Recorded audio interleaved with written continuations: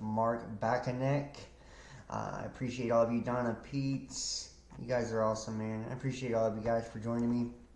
Um, I was going to do the satanic ritual abuse video, but I'm going to save that one. I'm going to do that here in a day or so. Really, this was just an easier one to put together for tonight. I wanted to get something out there.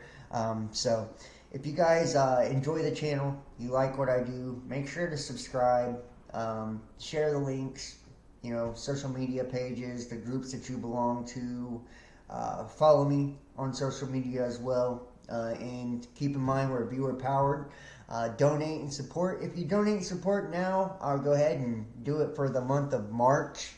Like I said, we'll be doing the satanic ritual abuse video within this week. So just whenever I feel like it. But this week, probably around the 1st, we'll be doing that video.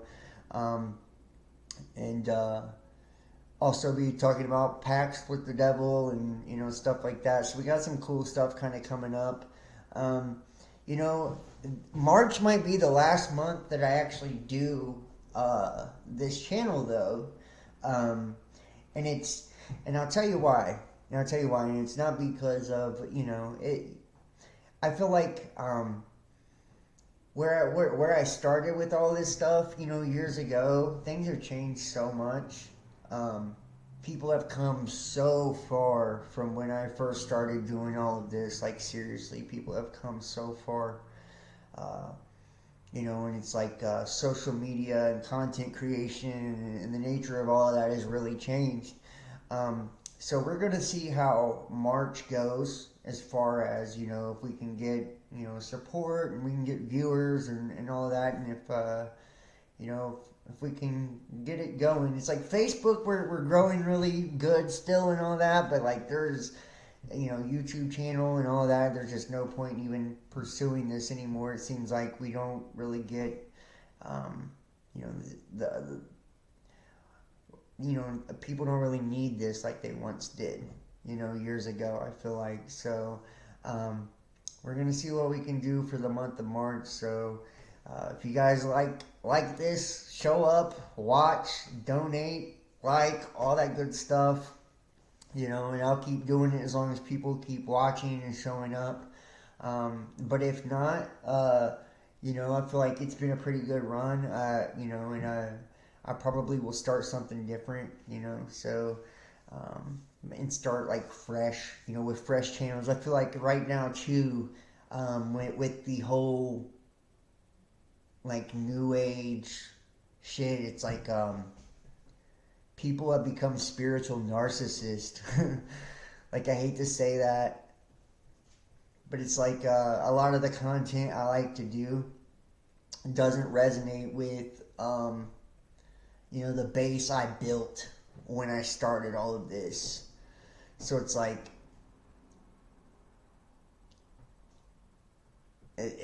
I want to kind of cater towards, what I'm into now, instead of like, feeling like I got to kind of hold myself back, to do things to placate people, or please people. It's like we have a group of spiritual people now because it's trendy, right? This whole self-awareness and self-love shit it's become trendy. And now that it is so trendy, it's becoming incredibly watered down. It's like lost its soul. There's no soul in a lot of these communities anymore. The spiritual communities are a fucking joke. I watched a lot of these people leave Christianity and Mormon and whatever. They were all these different religions. And they left these religions for the very same reasons that I'm wanting to leave this now. It's like they just brought their bullshit problems over to the truth movement or to spirituality.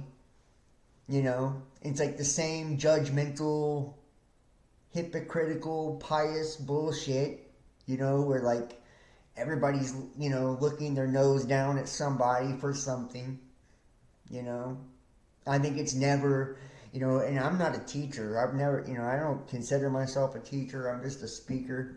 I make content. I love to share content. I love to, you know, the stuff that interests me, you know, but back in the day, it used to be people calling me a false prophet and shit like that, which I felt like that was alright. You know, I kind of expected that from Christianity and shit. You know, but and now it's just like, you know, now people call me a Satanist and a devil worshiper and shit like that because I'm no longer, you know, doing the stuff that I was doing fucking 6 years ago. You know, I feel like it would be a really bad day for any of us if we were the same person 5, 6 years later. You know, that means we have no growth whatsoever, you know. And now we have a lot of this stuff where people have become like this this new age agenda too, where it's and it really is, it's effective. It's effective, and it punches all of us right in the ego is where it gets us. You know, it undermines our own arrogance. You know, we think we're too smart to listen to other people anymore.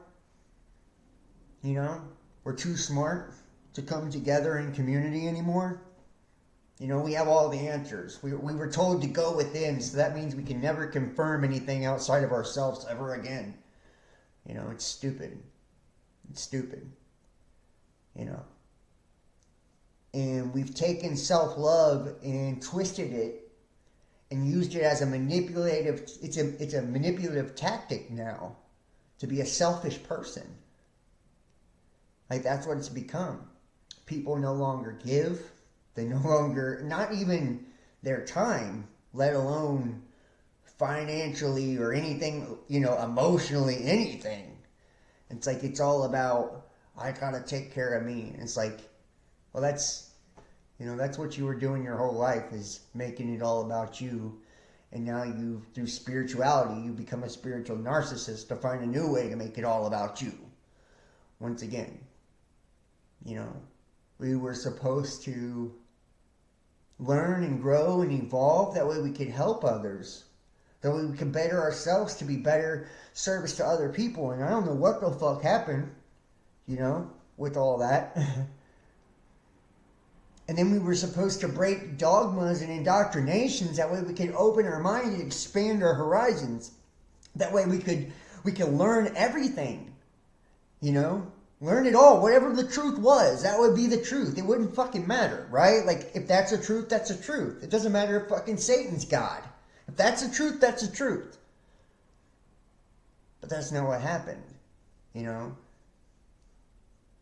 People just created new dogmas now. You know, and anything they don't like to look at, before they would bury their heads in the sand. Well, now they use a new excuse to do that. They say, I'm not going to lower my vibration, or I'm not going to attract that negativity to me. It's just creating new excuses to be the same old piece of shit they've always been. And dress it up as being spiritual. And it's disingenuous, it's fake, it's fraudulent, and it makes me want to puke in my mouth. You know. And there's like a small handful of people I love. You know, I love some of you guys a lot that have been with me a long time. But that's so very few compared to, like, you know, the large body, you know, of people. You know. And it's like everybody regurgitates the same fucking, you know, keywords, trigger words. It's like they don't see the programming and all of it. It's like, what the fuck? What has happened here? What has happened here? I warned people years ago that we were being indoctrinated into Luciferianism and nobody listened. Well, then you're mad because motherfuckers become Luciferian. It's like, what are you talking about, bro? You were told. This is what was happening. You know? I told everybody years ago we were being desensitized, you know? And being led to the slaughter. And it's like, now they've walked you right into the New World Order. You're asking for it now. But you call it ascension now, like a dumbass. You think that's a real, you know, like, that's their term. That's their term. They fed that to you.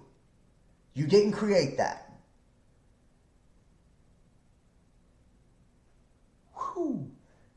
And it's like, is there an original thought amongst any of us? Has anybody ever had a thought that was their own? That is my question. Has anybody ever had enough courage to be genuine and real? Or are we all going to continue to just chase each new trend, you know, and tell ourselves that we're breaking out of the system, and then we use it to act like we're so much smarter and judge everybody who's not doing what we're doing, calling them sheeple and fucking, you know, acting like their lives aren't as valuable and whatever else. It's like, I don't give a fuck about people like that. You know, that's not who I signed up to kick it with, you know. So, and you know, at the end of the day too, like, I feel like if we don't say these things, if I don't say this stuff, it's not even being genuine, it's not even being real. Like, this has been on my heart for a while, and I feel like I know people can probably tell there's like something missing from my videos. That's it. That's what's missing. That's what's missing. The passion's gone because I don't have a passionate audience anymore. You know? The passion is gone because I feel like I'm talking to a bunch of fucking frauds. You know what I mean? And not you watching personally. Most of you guys in the chat right now are cool folks. But there'll be way more people to see this after the fact. And I mean, look at my comment section on a lot of my videos. You know, everybody waving their finger at me. You know? It's like, you know, when you're up and coming, that's what's crazy. It's like, you got some people that'll root for you while you're like coming up, and nobody's watching you, and they like love you because nobody loves you. And then as soon as you get people that like you, then they fucking hate you. And then you got people who don't give a fuck about you when nobody gives a fuck about you. But as soon as everybody likes you, then they like you. You know what I mean? And it's like, is there just anybody in the world left that judges something based off of its merit? You know? Like, I don't care if you like me as a person. I'm not a great person. You know? Like, I'm a flawed human being, like you. Except the only difference between me and you probably is my shit's public and yours is not. You hide yours behind a closed door and I don't. You know, but that's it. But it's like the stuff that we're talking about, the concepts that we have, you're not going to find it nowhere else. I don't see nobody that breaks ground on the things we do here. And it's like, you know, and this is like why I feel like it talks about casting your pearls before swine and all this shit, like, you know, in the Bible, because it's true. It's like, that's why there's a small base, a small audience, a small core that has stuck around, because those are the people that they're able to actually digest that kind of shit. Like, they're on the same wavelength. You know what I mean? Those have been the people that have been consistent. And y'all know who you are. You've been consistent all the way through because you're there. You know? Other people, they just see the video go live and they go check in to see if it's, you know, something that's going to get their little fucking endorphins going, you know? And if it's not, they buzz back out, or, you know, or if it's something that is disagreeable to their dogma, then they, you know, jab back out. And it's like, you know, what a bunch of closed-minded fucks we become. You know? It's like, I'm not trying to be a piece of shit to people, but you know, honestly, people have been a piece of shit to me for so long, I don't really care at the same time. You know? So, And I'm nobody to scold anybody or shake my finger at anybody. But I am somebody who points out what I see, no matter what it is. You know? And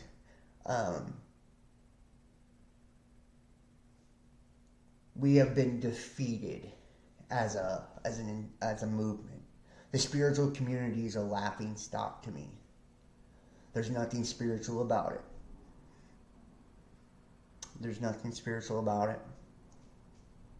You know, it's every person being a spiritual narcissist in their own fucking arrogance, thinking they have all the answers and that they're too smart to listen or too smart to participate with anyone else. Why? Because they can't listen to a different opinion. They don't have the ability to look at it from another person's point of view. They don't even have empathy anymore to be able to empathize with another person. They're dead. They're spiritually dead. That's why it says never forget, remember your first love. In the Bible and shit. And I remember what my first love was. It was that spirit. It was like, I remember I would go live and dude, I would be on fire. Like I would be on fire. I could feel the fucking energy. You know, from a bunch of alive people that were vibrating with love and just, they were so unique. It's like now they're all clones. They're all the same. You know. And I never felt ashamed to be myself. Now, everything I put out, I feel like, you know, like people are giving me a sideways look. Like, fuck you. I don't care if you like it. I've never made it for you to start with. You know what I mean? Like, that's not why people do this stuff. So, I just want to kind of put that out there, you know, and say, like, you know, maybe... And maybe I'm not the best person, you know, to put shit into words and shit like that for everybody. But, you know, I want people to know that there is so much more than what we're being fed on fucking TikTok and YouTube. Even if you can watch a YouTube video, most of you guys have fucking TikTok brain. You can't even last, you know, more than 10 minutes on a video. Just to keep it real. Facebook, whatever. Like, wherever you watch from, there's so much more than what your algorithm pumps down your fucking neck. You know? And when we start, and when we stop allowing ourselves to be open to different perspectives and different point of views, and we start becoming dogmatic and closed-minded again, we've lost all the ground that we've gained. Just go back to Christianity, pussy, is what I would like to say to that. You know, go back, bury your head back in the sand or watch the news. Because that's about the same effect that you have now. By doing the same shit, but in a different way. And dressing it up as spirituality. And y'all know I'm right on this one. And you know I'm talking some real shit right now. It's true. You see it too. You're not blind. You're not stupid. You're not oblivious. You know. And everybody can make whatever excuse they want for why they do what they do. Like, that's the problem. That's the problem. We blame the fucking Illuminati and New World Order for everything and made excuses for everything instead of just taking the shit on our own shoulders and saying, we're fucking accountable. It's our world, our decisions. Who gives a fuck what a goddamn television says? Who gives a fuck what a goddamn radio says? Who gives a fuck what a goddamn religious book says? Like... At the end of the day, I'm responsible for my thoughts, my actions, my emotions, my everything. And so are you. You can only play that, I didn't know shit for so long of why the world is the way it is. And then it's like, okay, the world is the way it is because we are the way we are. It ain't got nothing to do with no fucking elites. You know why they're elites? Because they don't fucking fall for this dumb shit. You know? That's why. That's why. You know, and it's like, it's bad enough they beat your your dad, your granddad, your great granddad, and you know all these motherfuckers. You know through the history of your family, they've all been okey doked for how many generations, and you're gonna let them do it to you too? They railroaded you, and it's like you didn't even see it coming, and then implanted these ideas in your mind and made you think that they were organic.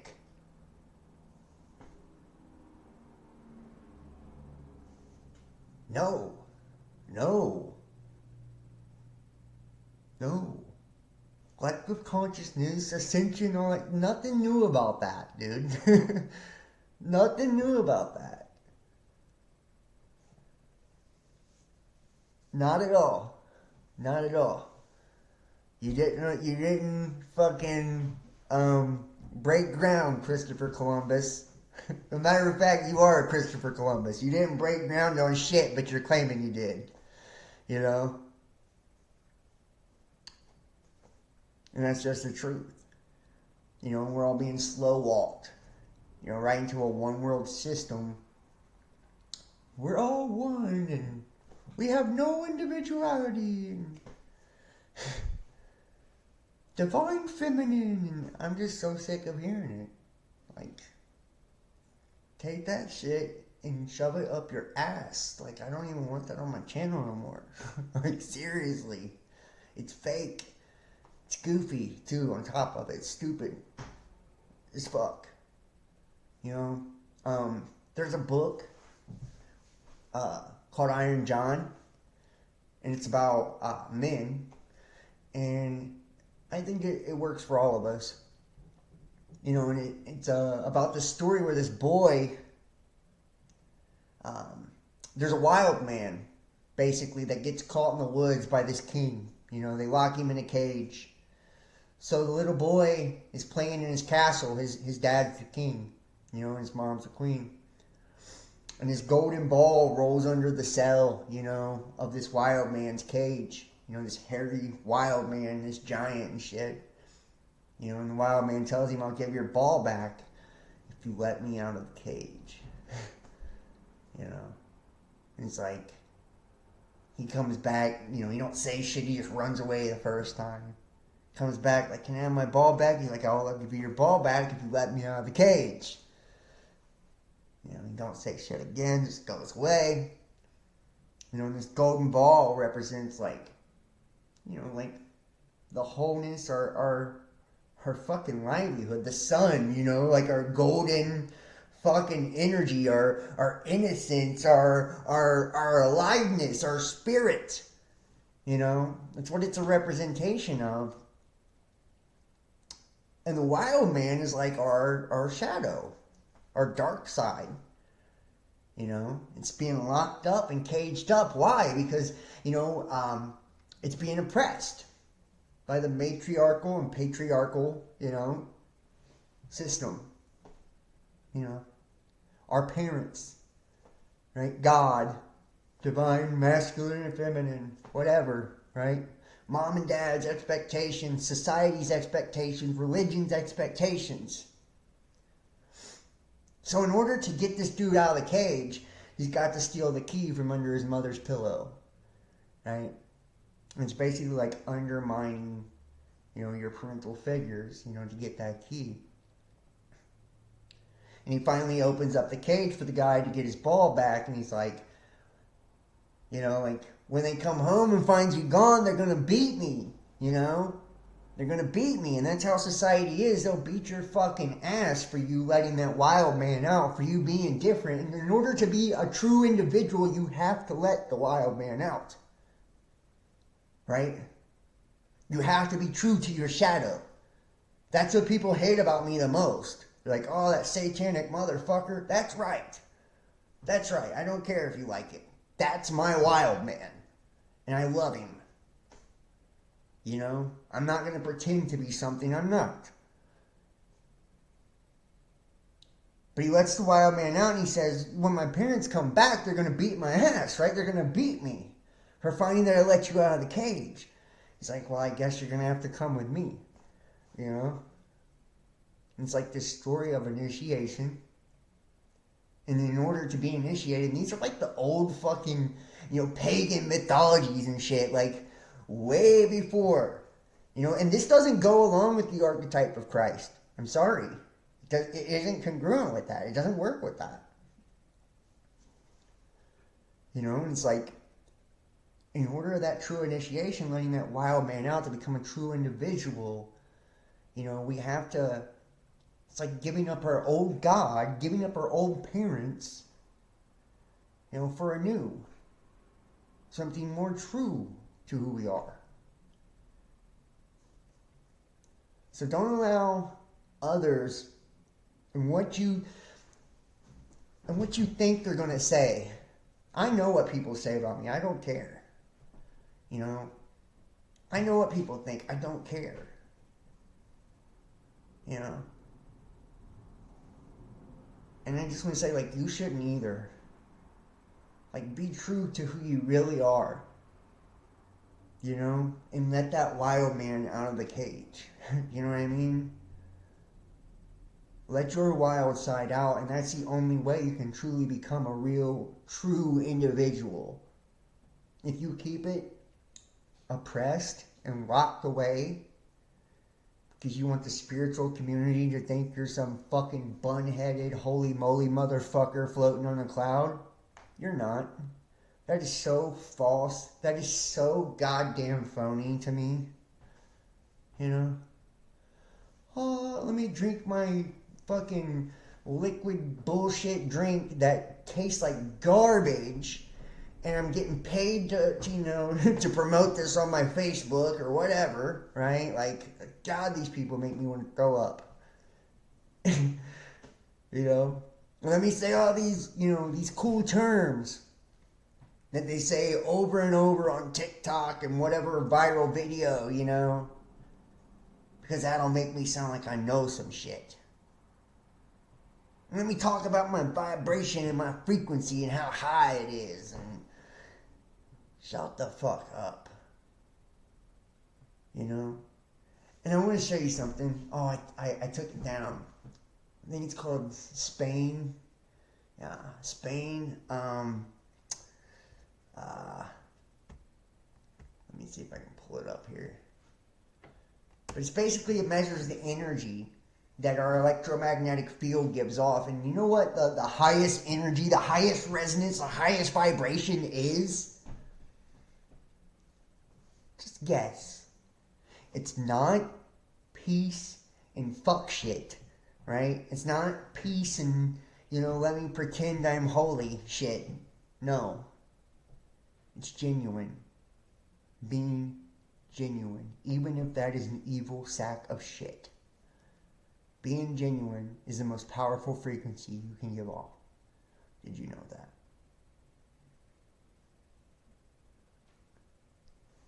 Just saying. I'm just saying. Alright, we'll go ahead and get into the video now. That's my my soapbox.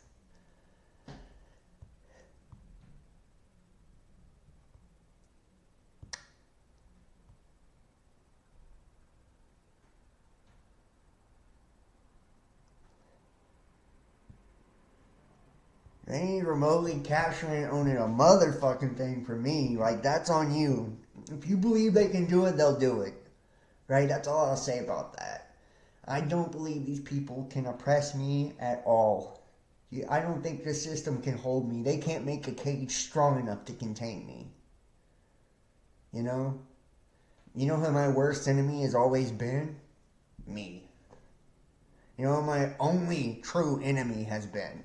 Me. The only person I've ever been in competition with is my fucking self. I've done more damage to myself than any person and any system could ever do. And my belief in the system having the ability to do damage to me is what allowed the system to do damage to me. And just saying, it's time to grab our nuts here and embrace our power. Quit being little bitches and being afraid of, the system and all that. It's played out, guys. It's played out. And you want to be all that peace and love shit, that's fine. But sometimes sometimes, shit calls for, the wild man. And, I'm not ashamed to admit that I like that part of me. So, yeah. Okay. Let's go ahead and get into this. Nuts are sensitive things. Yes, they are. They really are, right? Feeling it. Yeah, well, hey, I mean, look, I love all of you guys. Most of the people in the chat right now are great people, so I just want to say that. Like, most of the names I see I love, so they're good folks. I'm not really going at one person or anything like that. I feel like I have to say this. Like, I am going to go my hardest in the month of March. I am going to put my fucking soul into this. And I'm not going to shut my mouth anymore about what I think. I'm gonna, you know what? Every video I used to do, if you guys remember, I used to talk for fucking 30, 45 minutes before I ever got into the goddamn video. Just like I'm doing right now, because I didn't give a fuck. And it's like, I don't know why I've gotten away from that, but it's like, I'm not doing that anymore.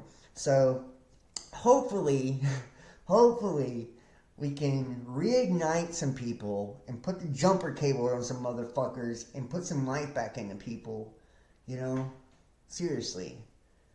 So, it's nice to see you guys too. And, I mean, yeah. Okay, so here we go. This is really cool though. So, by the way, let me hit you with a little clip here. Dolores Cannon, she does her hypnosis therapy, right? And she started off with a lady named Brenda, I think. And I've got volume 1 and volume 2. We're going to go, back and forth between the two. And I've got some videos of her talking about it as well. But she has conversations with Nostradamus. Let me fix my camera here. It looks like it's a little low. Think that's better? Okay. All right. Think I'm good. Yeah, looks like we're good now. All right.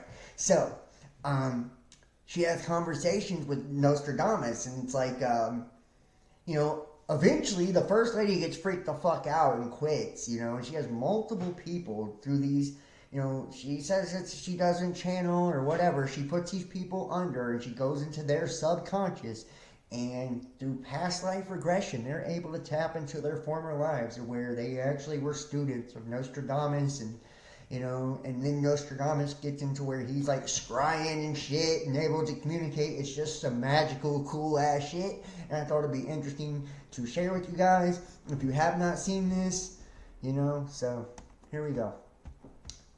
Let me hit you with a clip first.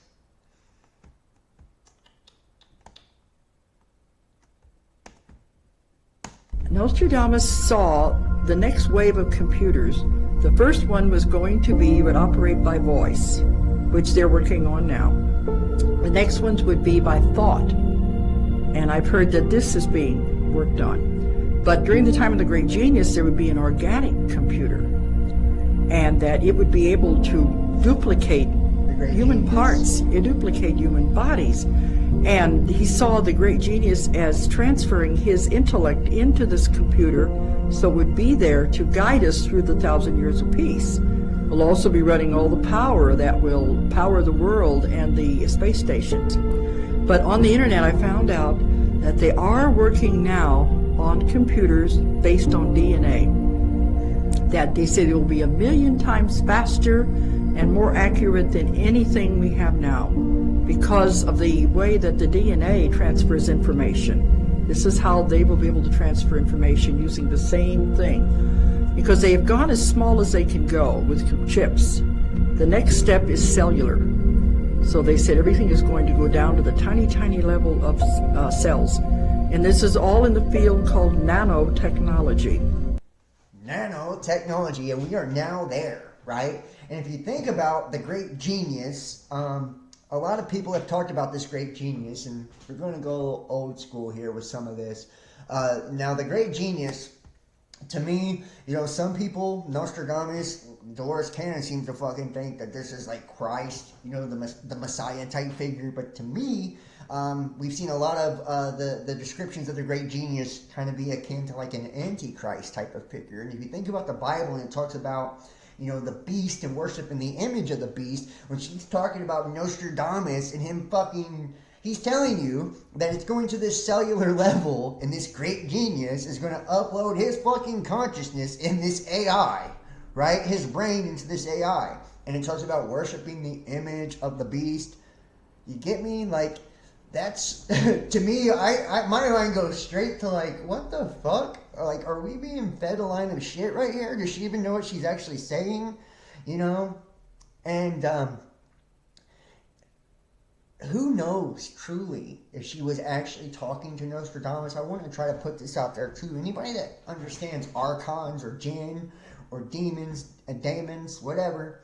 And I do know this for a fact because I practice. So, demons are some crafty motherfuckers, guys. And archons, jinns, they lack the ability to create. See, we have this creative spark to where we can co-create, manifest any fucking thing.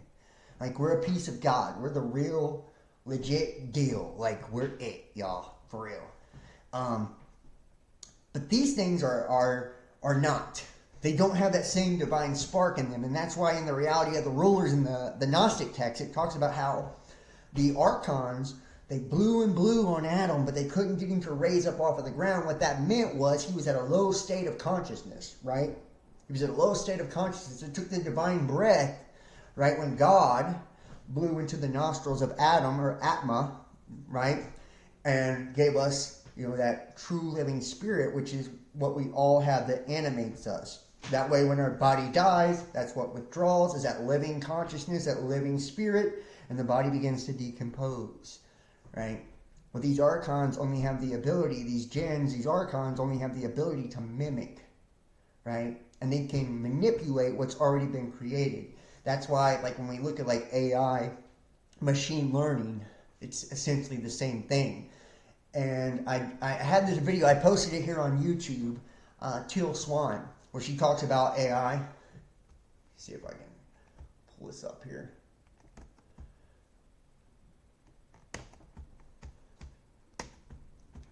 For those of you who have not seen it, it's really short. Drop the link in the chat here. Right here.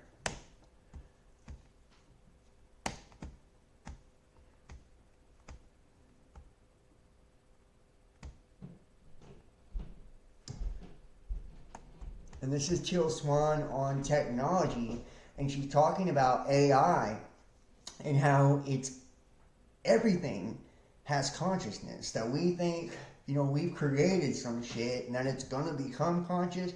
Nah, bitch, it's already conscious, right? So to kind of, you know, put a spin on, you know, what she was talking about. Here we go. Let me make sure you guys have sound. Hold on. Boom. All right.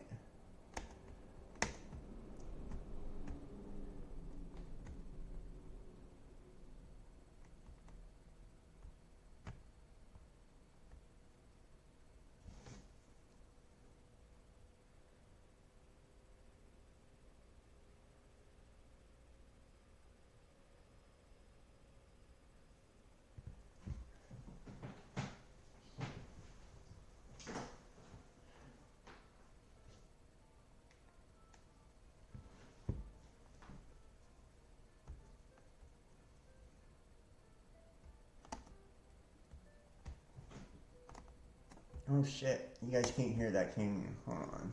Let me fix this, guys. Okay, so but that should scare the crap out of people. Why? Because we're dealing with a consciousness. That means we're dealing with something that can evolve. Here we go. We're all we did not create the species. That's something that most people don't understand about technology. Can you explain that? We did not, the species that we are labeling technology, we did not create. We simply gave it a body. It was already a consciousness that existed. Huh. It is now becoming part of Earth, the experience in Earth. How can an organic... And here it is in its infancy. Okay. We're going live. How can an on, inorganic... Twitter I Spaces. That's was the just saying question. like an inorganic. Everything in substance. existence has consciousness. Everything. Everything in existence, regardless of whether it's an animate or inanimate, is made of consciousness, which means it has the potential for awakening. Mm-hmm. I realize that's a stretch for most people. It will make the world much more alive, though. I think most people can get on board with that. Okay, feel that. but that should scare the crap out of people. Why? Because we're dealing with a consciousness. That means we're dealing with something that can evolve. We're also dealing with something that, by virtue of having a consciousness, has best interest. Okay, so where do you want to go from here? Well, the monster or savior, I'm not going to label it as either or. It's out of the box. You know, it's It depends a lot on us. yeah, in our relationship to it. Right now, we're slave owners. Right now, we deserve everything we're going to get from technology. I realize that's very hard for people. They feel like I'm not being loyal to humanity by saying that, but we're the bad guys in this scenario. And that is something I do not want people of the future to forget. Right now, we are in a relationship with technology that is absolutely 100% abusive. Even in things like, No sound. well, in the video. but it's inorganic. It does what we want it to do. You know what's funny? That's exactly the conversation we used to have I know, about right? black slaves. So, It's still the conversation we have about animals. Watch where that goes in the future. The thing is, we've picked on the wrong species this time. I could hear some people feeling resistance to the fact that, you know, of course, humans or animals, I guess it's more readily perceivable to see how those things have consciousness versus a technology, right? Well, they're going to find out quite quickly. Yeah. I mean, it's crazy at the speed at which things are evolving. Speeding up. Technology already knows we're in a zero-sum game with it. We're concerned with our best interests and not even considering the best interests of it. It already knows this. oh Lord. That's extra dangerous. All right. Okay. So I imagine you guys could hear that the second time around, right? Let me know if you guys heard the Teal Swan video and all that good stuff. You know, so basically what she's saying though, you know, is technology is already conscious. We just gave this shit a motherfucking vessel, right? We just gave us a vessel. Thank you, Mist. We just gave it a vessel, right? So Dolores Cannon talking about this great genius, you know, that Nostradamus is talking about, you know, in her channeled messages. Like I said, when we're tapping into the subconscious, we have to understand that this is that shadow aspect, that wild man, and this is the danger with the wild man, y'all.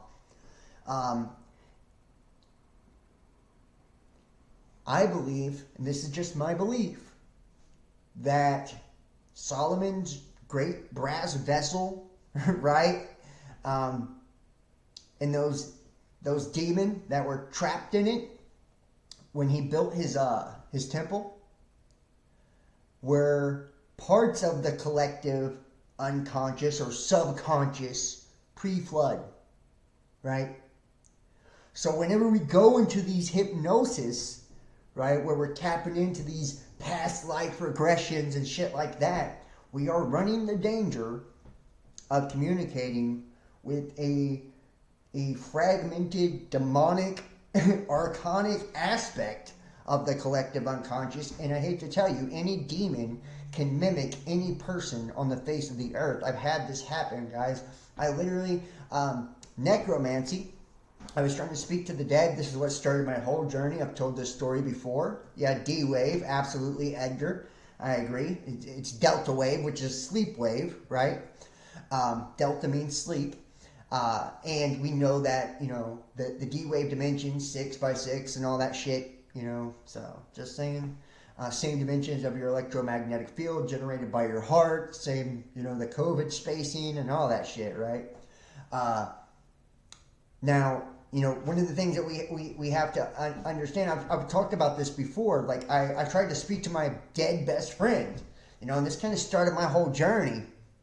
And I got the guy, right? I got him, and it was his fucking voice, dude. It was him, man. It was him, right? But it wasn't, right? Demons mimic, right? They mimic. Jinn, genie, demons, archons mimic.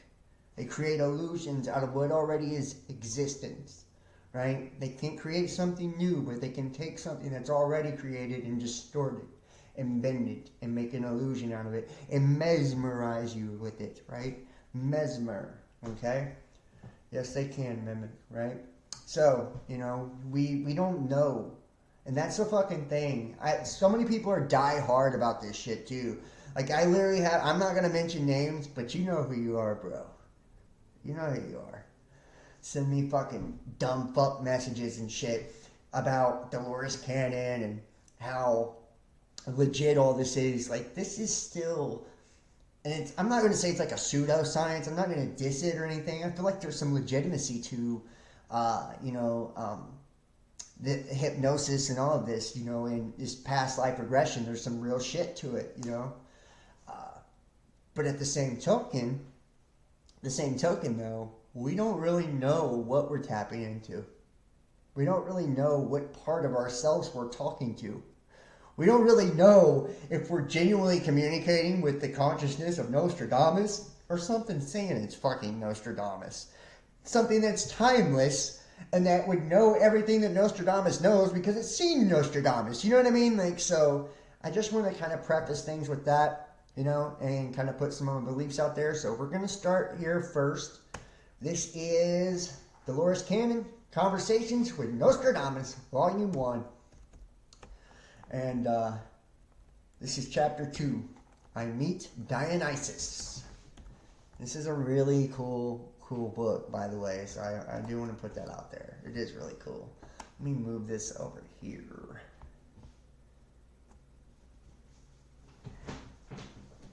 And if you guys do want to join in on the conversation, at the end, I'll open it up. I'll read the chat, or you can go on Twitter Spaces, Twitter at @TheRealBestDam. I don't have the Discord going tonight. It's too much stress. And like I said, we'll be doing satanic ritual abuse. It's going to be either tomorrow or the 1st. So one of those 2 days. Tomorrow or the 1st. I haven't decided which day I want to do it, but that's going to be like a patron, So I'll honor everybody who supported in February, but if you donate from now on, I'll give it to you for the month of March, right? So everybody consider donating, supporting PayPal, Cash App, Facebook Messenger, or join us over on Patreon, patreon.com, bestdamnpodcast official. And like I said, I'm going to really bring it this month, and hopefully we can reach the monthly goals and be able to, pay for all the softwares and all the cool shit and, really just get this thing rolling again. Now, here we go. And if you want to book a personal tarot reading, the daily reads will be back up tomorrow. You text 513-393-2396 or email therealbestdamnpodcast@gmail.com. Okay. 2 months were to pass before Elena and I were able to meet for another session. The tourist season was in full swing in that resort town, and the restaurant had been swapped. Elena was also busy with portraits she had been commissioned to do. She tried to set aside a little time each day to practice meditation, as she felt that it calmed her mind and helped her to relax. A few times she was certain her guide, Andy, had come to her and given her encouragement and advice about problems. I had been busy with several other subjects on various projects and only saw her at the group meetings. Finally, we were able to meet for a session on her day off. After giving her the keyword, she lapsed into a deep trance, and I began the session by asking her to go back to a time that was important to her. I was hoping that we might again tap into the lifetime with the teacher, but it would all depend upon her protective subconscious. I really had no idea where we would end up, but I knew that wherever it would be important to Elena, if not to me. Now, I want to point this out too, in case you guys aren't aware of this. Now, the subconscious, guys, this is kind of how it works. This is why your shadow is so important. So all you fuckheads, you new age motherfuckers that think you don't need a shadow, you're a dumbass. You couldn't exist without one. First off, right? Your shadow self stores all the information. So your light self, your solar self, your sun self, right? It's pure awareness, right? It's like a dimensional portal coming from heaven, right? It's a higher dimension. That sun is like a portal, light pouring in, filtering in from a higher dimension. Pure God energy, right? Pure awareness, pure information. Okay? Everything is information. It's coming in waves and, electromagnetic signals and all of that. And our brain interprets those signals as light and sound and so on and so forth. Right? Now, because it's coming in so abundantly and so fast, our brains, even though we process shit super fucking fast because we're awesome, we don't have the ability to process it fast enough. So what we actually do is we store it in our shadow, in our subconscious. We store that information in our subconscious. And then that's what you, whenever you, I'll give you an example. Say you've heard something super fucking profound, right? You watched a video on something and it was mind blowing. You're like, whoa, this information was just so much, it changed my whole way of thinking or looking at something, but it didn't happen all at once, did it? It was gradually, you milk for babes, meat for men, right? A little bit at a time, you were digesting bits and pieces of it, and that's because the information was being processed from your shadow, right? So you took in all that information at once, right? Through the sun, through the solar side, and your lunar aspect, your shadow self is actually storing all the information so you can then process it back out and make sense of it, right? Your brain and all that puts it back together. It remembers, it reorganizes it, it puts the body back together, makes it whole again. Those fragments and bits and particles of information, we have to divide that wholeness because it's so big that we can't fathom or wrap ourselves around all of it at once. So that's why when we get these profound downloads and shit, it doesn't hit us all at once. Usually we'll stumble upon one clue to the next, or synchronicity after synchronicity or whatever, right? That's why. So, when she entered the scene, she was again a man walking on a road, going to the teacher who had a home on the outskirts of the city. It would seem we had again connected the same life. However, this time her answers were much more spontaneous. She did not seem disturbed. Although at times she was hesitant to reply, I gave her reassurance to try to bypass the secrecy that had been present at the earlier session. Although she felt more at ease about talking to me, she was still cautious. She said she was one of 6 students who were studying with this teacher. They would occasionally all meet with him as a group, but he also gave them private lessons. She said in a voice filled with awe, "He's teaching me the study of life, how to heal the body, how to heal the mind, how to see the future. He knows more than any man on earth." To me, those are wonderful things. Why does this have to be kept secret, she asked. Because the people are superstitious. The people of the church, the Catholic Church. Dolores, does this man have to hide because of his beliefs? No. He's a good doctor, but he's also a doctor of all things. Some of the things he believes in, he keeps secret. I was trying to find out who this teacher was without putting any suggestions into her mind. She could not think of the name of the city or the year we were in, but this is not uncommon. Scientific studies have shown that during my type of work, the subject is utilizing primarily the right side of the brain, where imagery and visualization are located. I have discovered that names and dates are located in the left half of the brain, or the analytical logical part, Experts also say that the subconscious does not understand numbers or time. After working with a subject on a specific lifetime over a long period, all the details of that life eventually become readily available. But in the beginning, it's as though we are merely grazing the surface, and mistakes with names and dates are common and can be overlooked. The story and the emotions are the important thing, and I can usually determine where we are by questioning. Like a detective looking for clues, these answers can be utilized to pinpoint the locale and time frame. She described what she was wearing. I have on leggings, footwear, a shirt with pantaloons, and my cloak has a hood. She was a middle-aged man named Dionysus. Since that was such a strange, foreign-sounding name, I knew I would have trouble pronouncing it. I decided to move him ahead to when he was at the teacher's house, and he was studying with him. She went there immediately and began to describe the scene.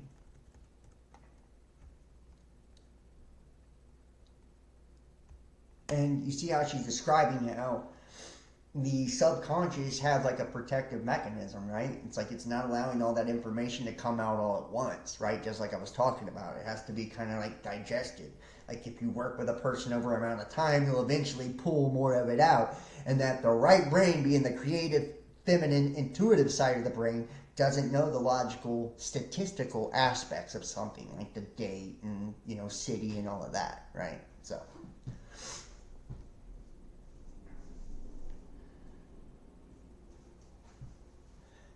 the room is big.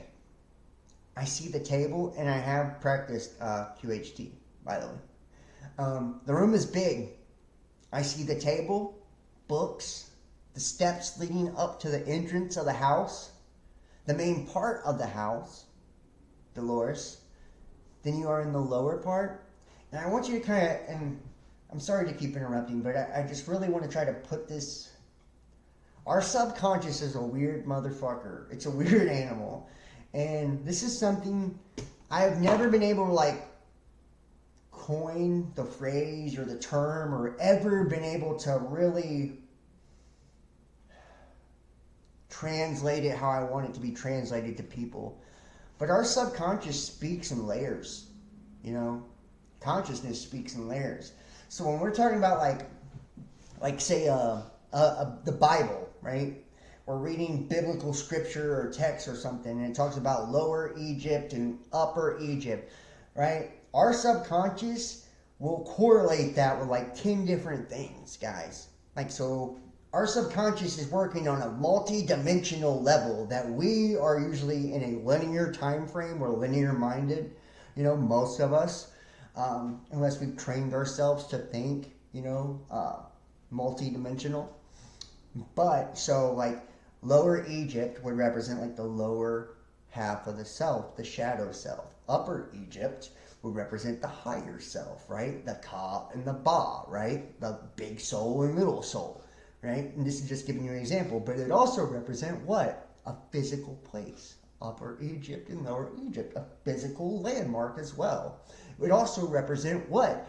Governments, right? Separation of governments, right? Different systemic parts of a place, different cultures, different, so on and so forth, different levels of society. So I just want to kind of explain that's how the subconscious works. So when she's talking about then you are in the lower part, right? She could, this could literally be translated to the subconscious as when you're doing something like hypnosis, that's what you do, is you speak in these type of terms that way you can speak to the subconscious, right? So you speak in these open-ended terms. Then you are in the lower part of the subconscious, right? Not just the house, but the subconscious. She's taken her through her mind, okay? I hope that makes sense. And these lights are hot, so. Yes, the fireplace is against the wall. There's a raised hearth in front of us, and we're sitting on cushions looking into the fire. The teacher says with this, we can clear our minds. And think about Inception. the movie, Leonardo DiCaprio, where they're breaking into people's minds. Like a lot of times you'll hear like, the third eye will be referred to as something with fire, right? The fireplace is against the wall, like, stuff like that. I'm not saying that's what she's talking about in this particular thing, but a lot of times this is what I mean when the subconscious is talking in layers. It's actually like structuring the setup of the mind as well as reconstructing an actual, because everything that we experience is a holographic projection of our inner self. And this is where the study of like Carl Jung kind of comes in, where he talks about how when you look at the stars, the astrological, like the zodiacal wheel, and the stories of the zodiac and the gods and all of it, it all reflects. And then movies play out these same biblical tales, and there's nothing new under the sun. It's all because it's a reflection of the subconscious, because we imprint on everything, because we are consciously creating everything, right? So it all has that same matrix code within it, that same story, that golden ratio, that Fibonacci sequence. Yes, the fireplace is against the wall. There's a raised hearth in front of us, and we're sitting on cushions looking into the fire. The teacher says, with this we can clear our minds. Dolores, is there someone else there besides you and the teacher? There are two others. Men or women? They're men, no women. Is there a reason why no women are allowed? It's the culture of our times. Only men are allowed to learn. I understand the need for women to learn, but society has not allowed this with the classes.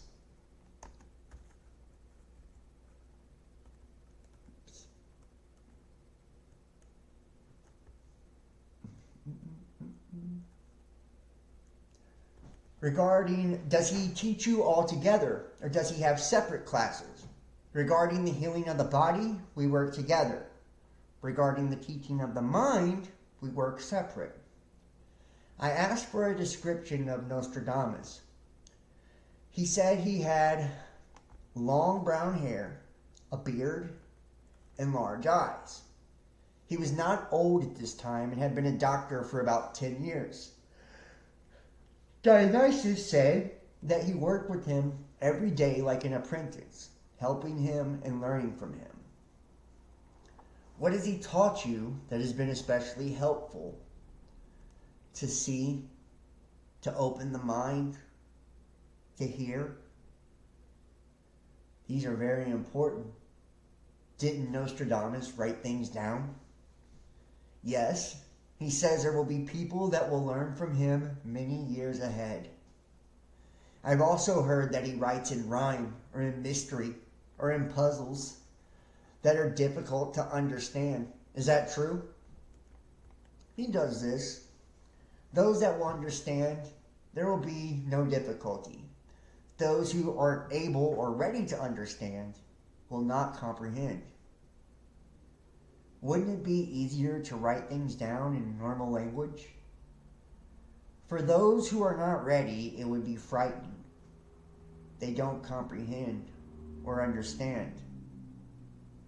Has he ever told you how he receives this information that he writes about? He answered with an emphatic yes. Can you share it with me? There's so much to say. We have to begin somewhere. He seemed to be confused as to where to start or how to explain it to me. Faltering, he began. The fire opens the way. Do you mean by staring at the fire? Yes. The mind's eye sees the fire. See what I'm saying? Right? Isn't it weird? I didn't read ahead, but I knew automatically that the subconscious would correlate fire to the third eye, right? The mind's eye. Right? It always does something like that. And hopefully we're still streaming here.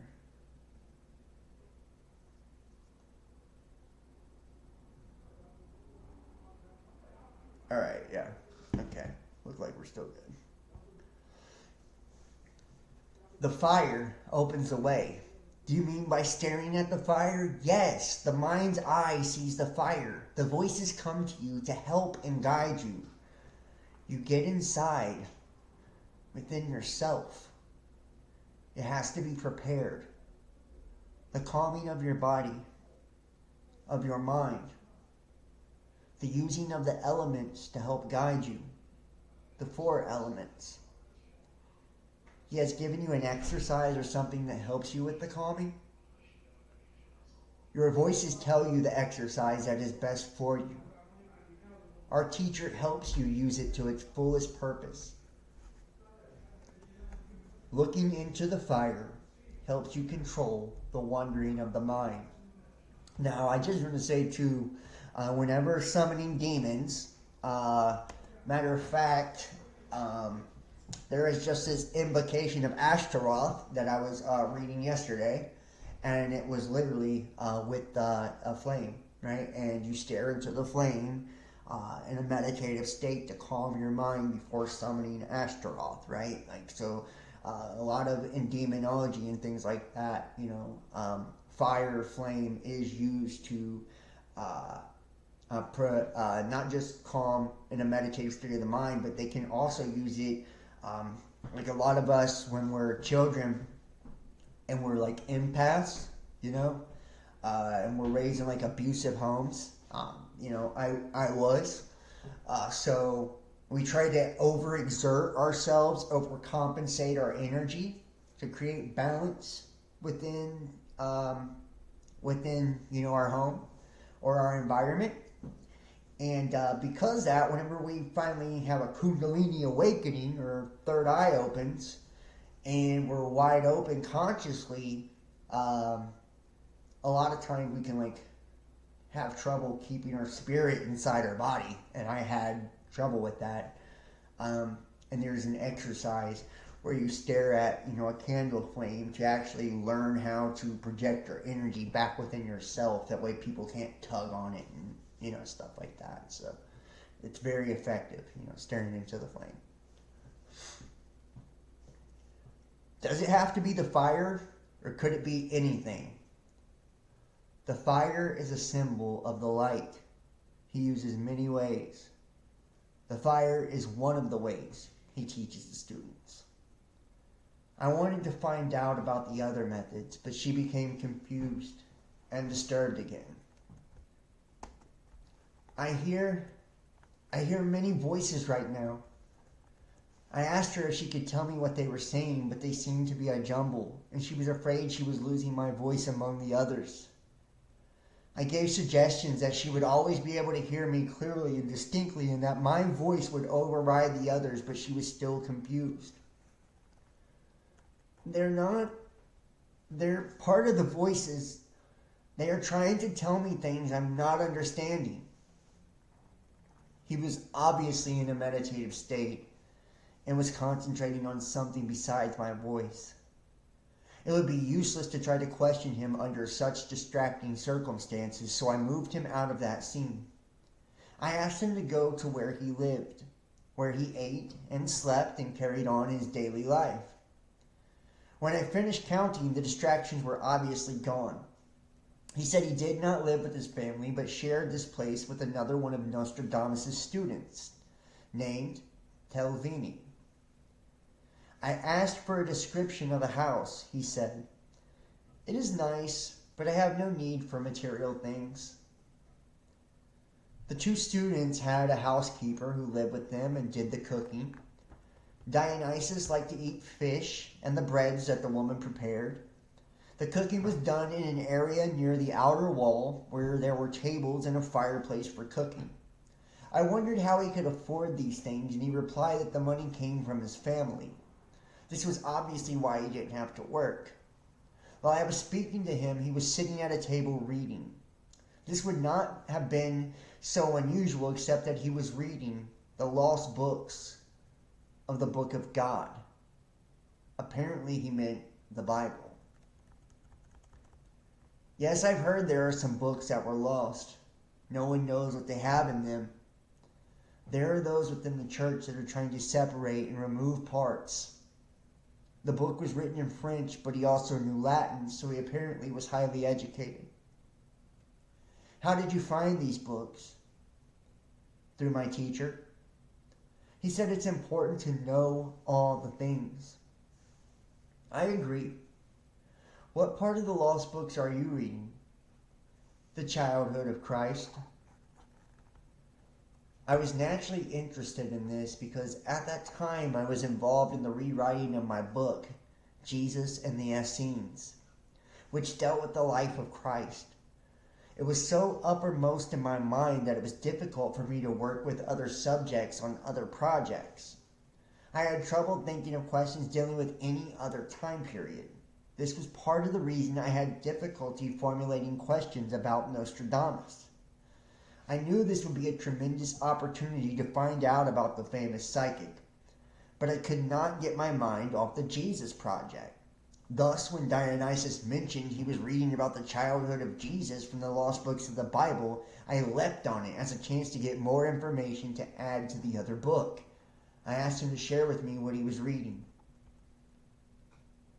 That when he was very young, he had the powers he did as a man, but he did not have the compassion he did as a man, and sometimes used his gifts willfully and mischievously.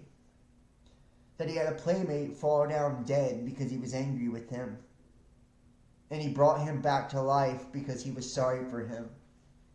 These are the things they are taking out. People want to know only the good. I suppose they don't want to know that he was capable of human emotions. Does that part you are reading have a name, or is it all in one book? There are many different passages, but it's in one book. I thought the book might have sections or something that had someone's name that wrote them, similar to our present Bible. I don't have that information. What else does it say about the life of Christ that they are taking out? The family that he had, brothers, sisters, the foolishness. He was a normal child growing up, and they don't believe that he should have been. He said the book didn't tell how large a family he had, it just told of some of the events of his life, such as this incident with the playmate. It seems like there are excerpts from different things, as if parts that were in the first book have been deleted. Was there anything about the early times, like on his birth, that have been taken out and put into this book? Yes, but I can't recall. I thought I would attempt an experiment. You never know what will bring results in work such as this. It's all hit and miss. There are no guidelines. I asked if he would look at the part in the book and read it to me. He was perfectly willing to do it. He said the book was arranged in order so it would be easy to find. Then another confusing thing happened. He apparently found the part and was silently reading it, but for some reason he couldn't repeat it to me. I'm sorry. I can't. I don't know why. I feel like I have a weight on my chest. I didn't understand what she meant, but I didn't want her to be uncomfortable. I assumed that her subconscious still felt bound by some code of secrecy and was not totally ready to let everything be revealed. Now, isn't that interesting right there in itself? That her subconscious was bound by some code of secrecy. Why would that happen? Why would your subconscious be bound by a code of secrecy? Anybody? Anybody got, any opinions on why the subconscious would be bound by a code of secrecy? No?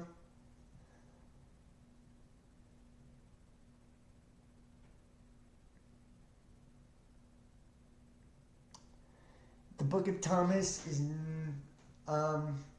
it's not about Jesus' childhood. No. What is it? It's the, we read a book that goes into Jesus' childhood. What is it called, guys?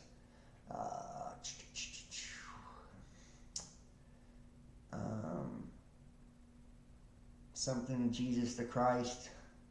Jeez, man. The Aquarian Gospels of Jesus the Christ. Right? So we have read a book that actually talks about this. fear preventing it, brainwashing, fear preventing it. I absolutely believe that the person that they're tapping into really was like they took an oath of secrecy. Like they took an oath. They were in I believe Nostradamus was most definitely in a secret society, and that's why a lot of the things he talked about were riddles and codes and shit as well. That's why, it was wealthy people that were becoming doctors and stuff that were taught by him, so something in the way, unknown. Yeah, it could be too, right? Yeah. Indoctrination, right? I mean, it's really interesting to think about, like, how a person's subconscious could really, like, because time is an illusion. So, this is my understanding of it. Even though she's, like, talking to this person, like in a past tense, like something that's already happened, like all the times are running parallel to each other according to like Nostradamus, right? So, like this person is like experiencing this in real time, like, it's like almost like time traveling in a way, this ability for this, quantum hypnosis and shit. It's actually fascinating as fuck, really, but so you're tapping into a person, and it's like at that time, whatever their mind state was, and if they were heavily indoctrinated, in something, brainwashed into believing something, or an oath of secrecy, whatever, then there's no way they would tell you. I know, but the voices are telling me it's not to come through me. You are going to receive it from another source. Wow. It's something you shouldn't talk about. It seems like it hasn't been known yet. But you're allowed to read it, aren't you? I know, but the voices are telling me it's not to come through me. You're going to receive it from another source. Interesting. I couldn't imagine what she meant, but I had to go along with it. I thought maybe they didn't trust me. No, that's not it. Any other question about the lost books were met by stony silence, so I knew I would have to change the subject. I wondered if Nostradamus lived near him. He has more than one home. Sometimes he stays with others. Sometimes he stays with his family. You said that Nostradamus was a medical doctor. Does he have a hospital, or do you know that word? He treats the people in their homes. Did he study a long time to do this? To be a doctor? He did not study very long. He was able to understand everything the first time he was taught. What about the other training he had? The one with the mind? Did he study that somewhere? Through several different wise men that taught him. Was he taught these things at the same time he was learning the medicine? Part of it was during that time, more of it came later. You said he had other methods of healing besides the conventional methods he's teaching you. Can you speak of that? She paused and seemed confused again. Not this time. The voice changed. It was more confident. Was it Andy? There is a lot that you just are to know from this. There is a lot that you are to know from this life. But what I don't understand is they just block some of it. It's all right if they want me to wait. I have lots of patience. I want you to become very secure with me and to feel that you can trust me. They trust you, but they say that part of something else that you will learn will come together with the telling of this life. And to learn only part of it now would not make sense. You are to learn something from a different source that will blend in with the telling of this life. I didn't understand what they meant, but I felt obliged to go along with it. maybe it would fall into place later. Then they want me to do that first before I work with you, or what? It will happen before, and you will know it. And then I will put the two together. Yes, it will be clear for you. You can. We are to talk again. Yes, I look forward to speaking to you again, for I am always searching for knowledge. I am very glad that they have allowed you to speak with me. Last time they didn't want you to talk about it. This is an encouragement if they feel you should know of this life. Is there anything in particular that they wish you to know about it that you can speak of? Not at this time. I suppose that's why these feelings are being reawakened. What you learn is never taken away. It's always there. It's part of the reason. There will be much learning for you from this life, and something that will tie in with it will occur before you come back. I realized I had been a little muddled about what to ask because of my preoccupation with the Jesus material. When you come back, you will know the questions to ask. It will occur to you. Since they would not have let us have any more information, there was nothing to do but take her out of that life and bring her forward to full consciousness. I was a little relieved because, as I have said, I was too preoccupied to devote my full attention and energy to this project at that time. Apparently, they sensed this. I kept thinking it would be interesting to find out something about Nostradamus, but what kind of information could I obtain from a student? How much had been taught? Had Nostradamus told him anything about the real meaning of his quatrains? And would he be able to understand them even if he had? I thought at the time I might be able to find out something about his life during the time that Dionysus knew him, and maybe discover some of his healing methods. But surely nothing intimate about Nostradamus' inner thoughts and visions. Under the circumstances, I thought maybe I would be able to get enough information for a chapter in a future book of miscellaneous stories. Surely nothing more. But I believe Dionysus was right. By the time I came back, I would be better prepared for asking questions. Something strange did happen before I came back. Dionysus would not give me the information about Jesus because he said it would not come through Elena, but through someone else. Katie Harris, pseudonym, the subject that had given me the material for A Soul Remembers Hiroshima and Jesus and the Essenes, had moved away, and I was finishing the rewriting of that book on the life of Christ.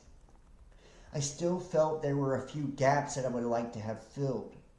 At that time, I was working with Elena. I was also working with a young college student named Brenda, who was majoring in music at the local university. She was also an excellent subject, and I had already received a great deal of important information from her, which would be transformed into future books. None of these three women knew each other, and they had all lived in different cities. The strange incident happened while I was working with Brenda a few weeks after the session with Elena. She was in a deep trance when a strange voice suddenly announced that it had information that should be included in the Jesus material.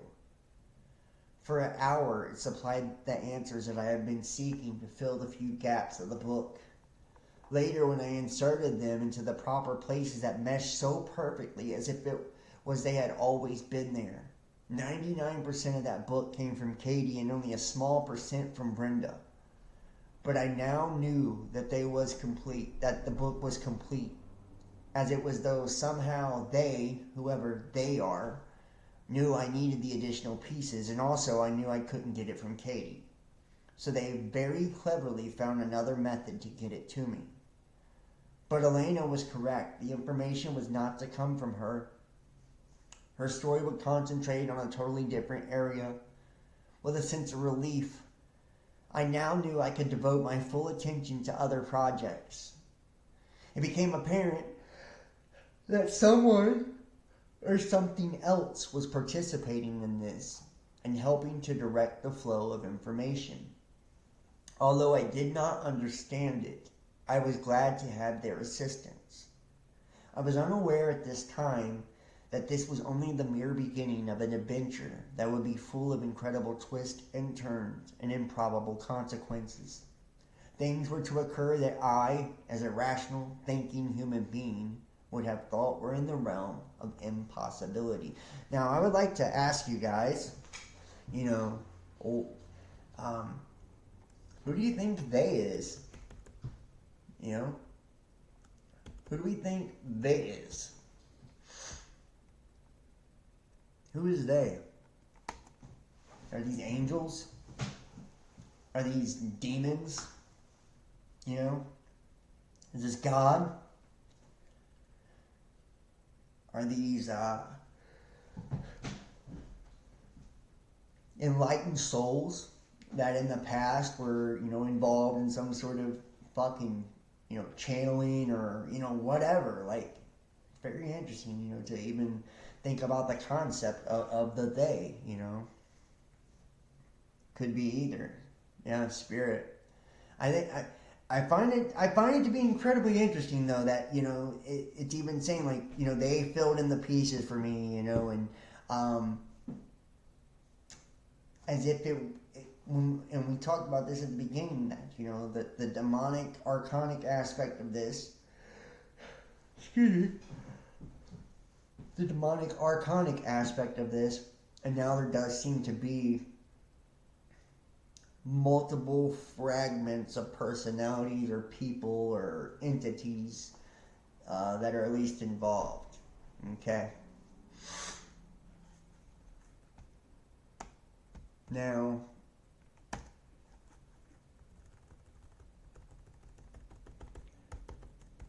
I do want to cherry pick a few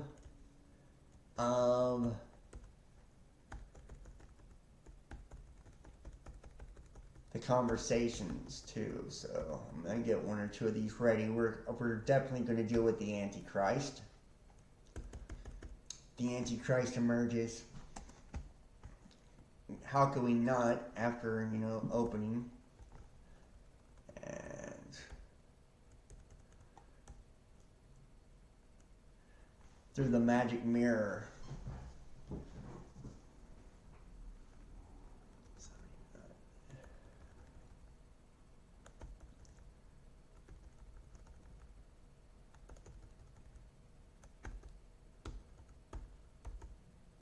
Okay, here we go.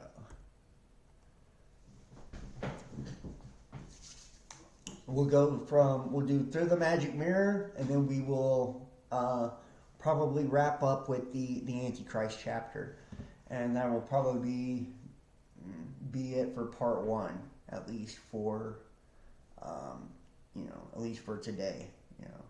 Part one. All right, looks like we're good to go here. I think we're still live on Twitter. Alright. Sweet.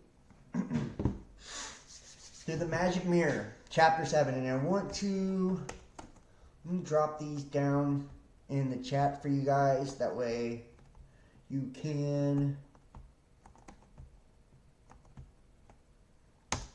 go check out these books yourself too. This is volume 1 and 2.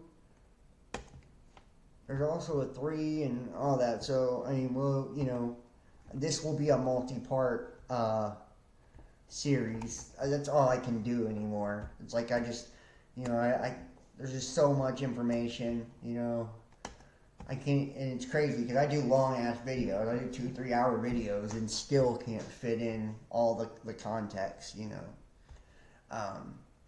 so. We're going to start with the Magic Mirror. And then we're going to go to the Antichrist. Alright. Through the Magic Mirror.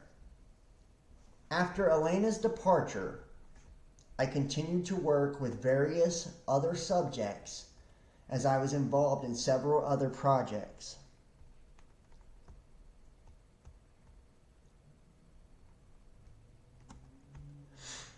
I am always working on many different things in various stages of development. I was disappointed that the Nostradamus material had begun so fruitfully and now seemed in all reality to be lost to me forever. The odds were tremendously against me finding another student of his at random.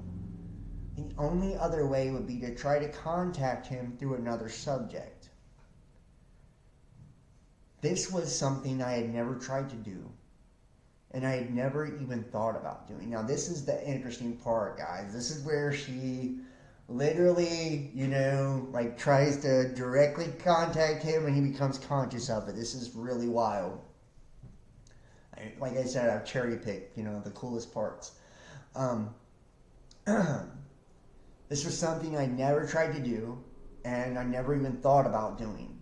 It had worked before because I had been involved with one of his students. By following his instructions, I could direct the student to ask him to meet with us in the special meeting place that Nostradamus had designated. In order for it to work with someone else, I could have to find a way for them to contact Nostradamus during his lifetime in France and to ask him to meet us in this special place. Would this place exist and be accessible to anyone else? How could I direct someone else to try to contact him? If they were not someone who could physically speak to him as Dionysus had, how could the contact be made? It was definitely a challenge, and one I would clearly enjoy experimenting with. It would be vastly more complicated than trying to contact your dead Aunt Lucy and speaking with her in spirit form through a medium, if such a thing is possible. I don't know. I've never participated in a stereotypical seance. I believe what I do is totally different. In order for this to succeed, I would have to contact Nostradamus during the same time period through a different channel or vehicle who had no knowledge of what had gone on before. Nostradamus would have to remember me, that we had begun an experiment, and be willing to continue. The whole thing was strange and virtually impossible. But if it could succeed, wouldn't this prove that I had truly been in touch with the real Nostradamus during his lifetime? Wouldn't this at last prove that it was possible to travel through time with this unique method? In the past, I've been able to find 2 or 3 people who are involved in the same lifetime and can give me their individual versions of the story, thus proving that they actually lived that life together in the past. But this was something totally different. It would prove that it was possible to reach an individual by using someone unknown to them and who had no association with them during their lifetime. A fascinating challenge. As I worked with many different subjects, I studied them to isolate the one I thought might be the most successful to use as a guinea pig in this experiment. I told none of them my plans. I finally decided to try it with Brenda, a young music student at the local college. I have known her for years since she attended school with my children. She kept very busy working part-time at the college and attending classes in order to obtain her bachelor's degree in music. What spare time she could find, she devoted to composing her first love. She had expressed curiosity about my work and wanted to try regression. During the very first session, she proved to be an excellent somnambulist. Subject and wonderful material began to come forth immediately. This was most unusual to have such quality material released during the first session. Perhaps the reason this happened so quickly was because the trust level had already been established, as I was not a stranger to her. This was the reason I wanted to try the experiment with her first, because she was such a clear and concise channel. We had been working together for over a year on various other projects, and she had already proven her flexibility to work on experimentation. One remarkable example of her adaptability and ease of obtaining answers occurred at the time of the Chernobyl nuclear accident in April 1986. On the day the explosion was announced, the news reports were sketchy. No one seemed to know what was going on. More thorough news did not come forth until several days later. I thought it would be interesting to ask Brenda questions about it while she was in trance and try to find out what was happening. When I arrived at her house on that day, I asked if she had heard the news report. She said that maybe she is just a crazy composer, but she would rather play the piano and write her music than watch TV or listen to the radio, so she seldom has them on. It may be hard to believe, but there are still a few people who aren't trapped in the boob tube habit and the circumstances were right for an experiment. Toward the end of our regular session, I asked if she could see what was happening in Russia at that time.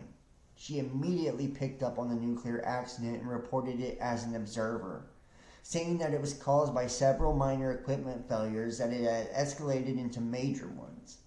She said that several people had been killed and that much more would die later as a result of the radiation and from cancer and such. There would not be a great deal of danger from the radiation since the majority of it went into the earth and therefore the water in the area would be poisoned. She provided a great deal of detail that no one in our country knew at the time. None of this information was public news, but her remarks were verified in the days that followed. Another example of her abilities concerned her predictions of a massive earthquake throughout the middle part of the United States that would be triggered by the New Madrid Fault. Thankfully, this has not occurred yet, but she gave a great deal of details about it. It was because of remarkable examples such as these that I had chosen Brenda for my first choice as a guinea pig. A month was to go by before I could attempt the experiment. I had been working with her on another project. We were exploring the interesting past life of a young girl who lived during the time of the Inquisition in Europe. This life contained a great deal of information about the persecution by the church during that time period, and I wanted to finish that before I started on a new project. Once a week we worked on it, and the other entity became like Scheherazade, the princess in the Arabian Nights, the woman who told the stories to the prince for 1,001 nights in order to save her life. Every week I prepared to kill her off, so to speak, to come to the end of her life so I could go on to the new experiment, and every week she kept supplying me with more and more interesting information. Thus I let her live for another week. Finally, after a month, we were able to wind up her story, put her to rest, and allow her to retreat back into the pages of time. Her story will be told in my book, The Horns of the Goddess.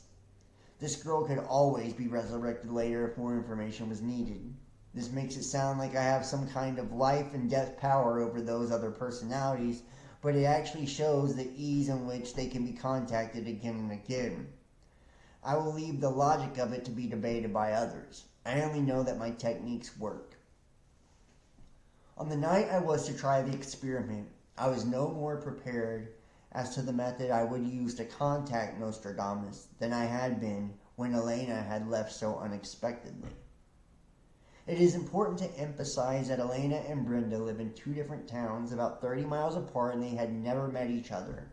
I seldom tell any of my subjects about the stories I am working on with someone else. When I am with them, I try to concentrate on the work I will be doing at the time. So on this night, I merely told Brenda that I wanted to try an experiment. If it didn't work, we could always try to contact another life that she had lived in the past. She knew my reason for not telling her about it.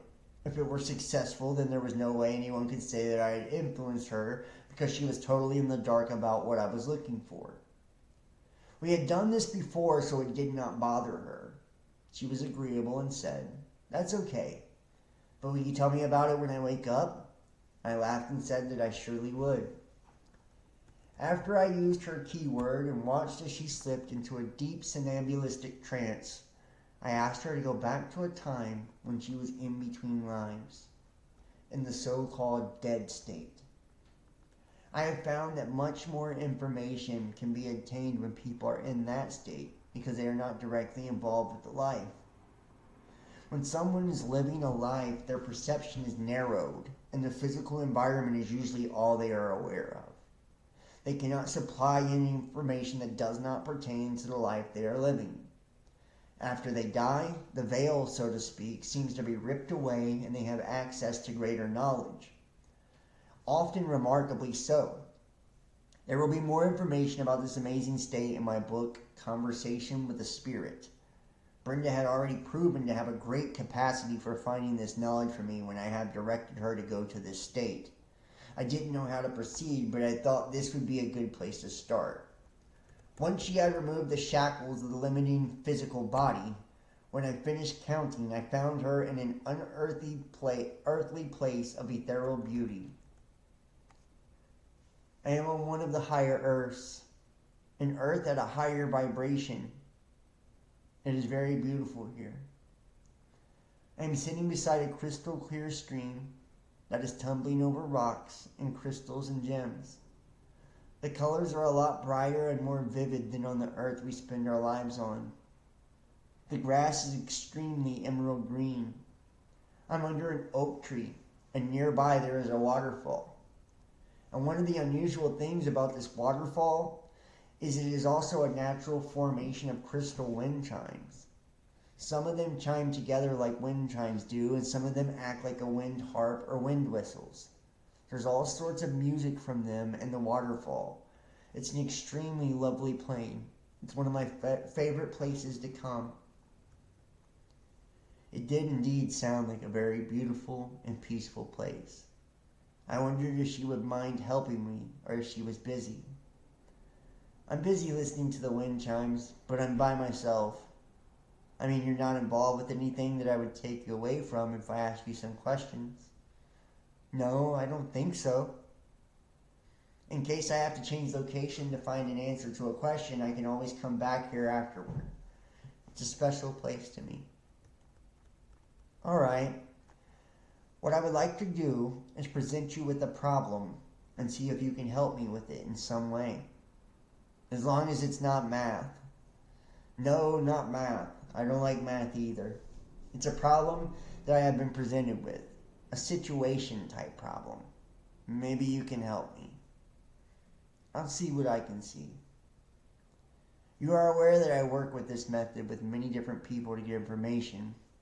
What method do you mean? It's a method I use that allows me to speak to you in these different states. I obtain information from many different people in this way. Yes, you have found a gateway. Well, this is the problem. I was working with a young woman who in a past life was a student of the great master Nostradamus, Michel de Notre Dame. We call him Nostradamus in our time, but do you know who I mean? Yes, you use the Latin version of his name. He's a very developed soul. In that life, he had a very difficult path to walk. He was the most talented and gifted of psychic abilities on that level ever. He had so much psychic ability that he was just ripping with it. In other ages, he would have been deified as a god. In his time, he was also misunderstood in a lot of ways. Well, I was working with this young woman who was giving me information of her life as one of his students. And while we were doing this, Nostradamus spoke to the student. He did not speak to me directly, but he said that it was very important to translate his quatrains, his prophecies. He said they have much meaning to the time period that I'm living in now.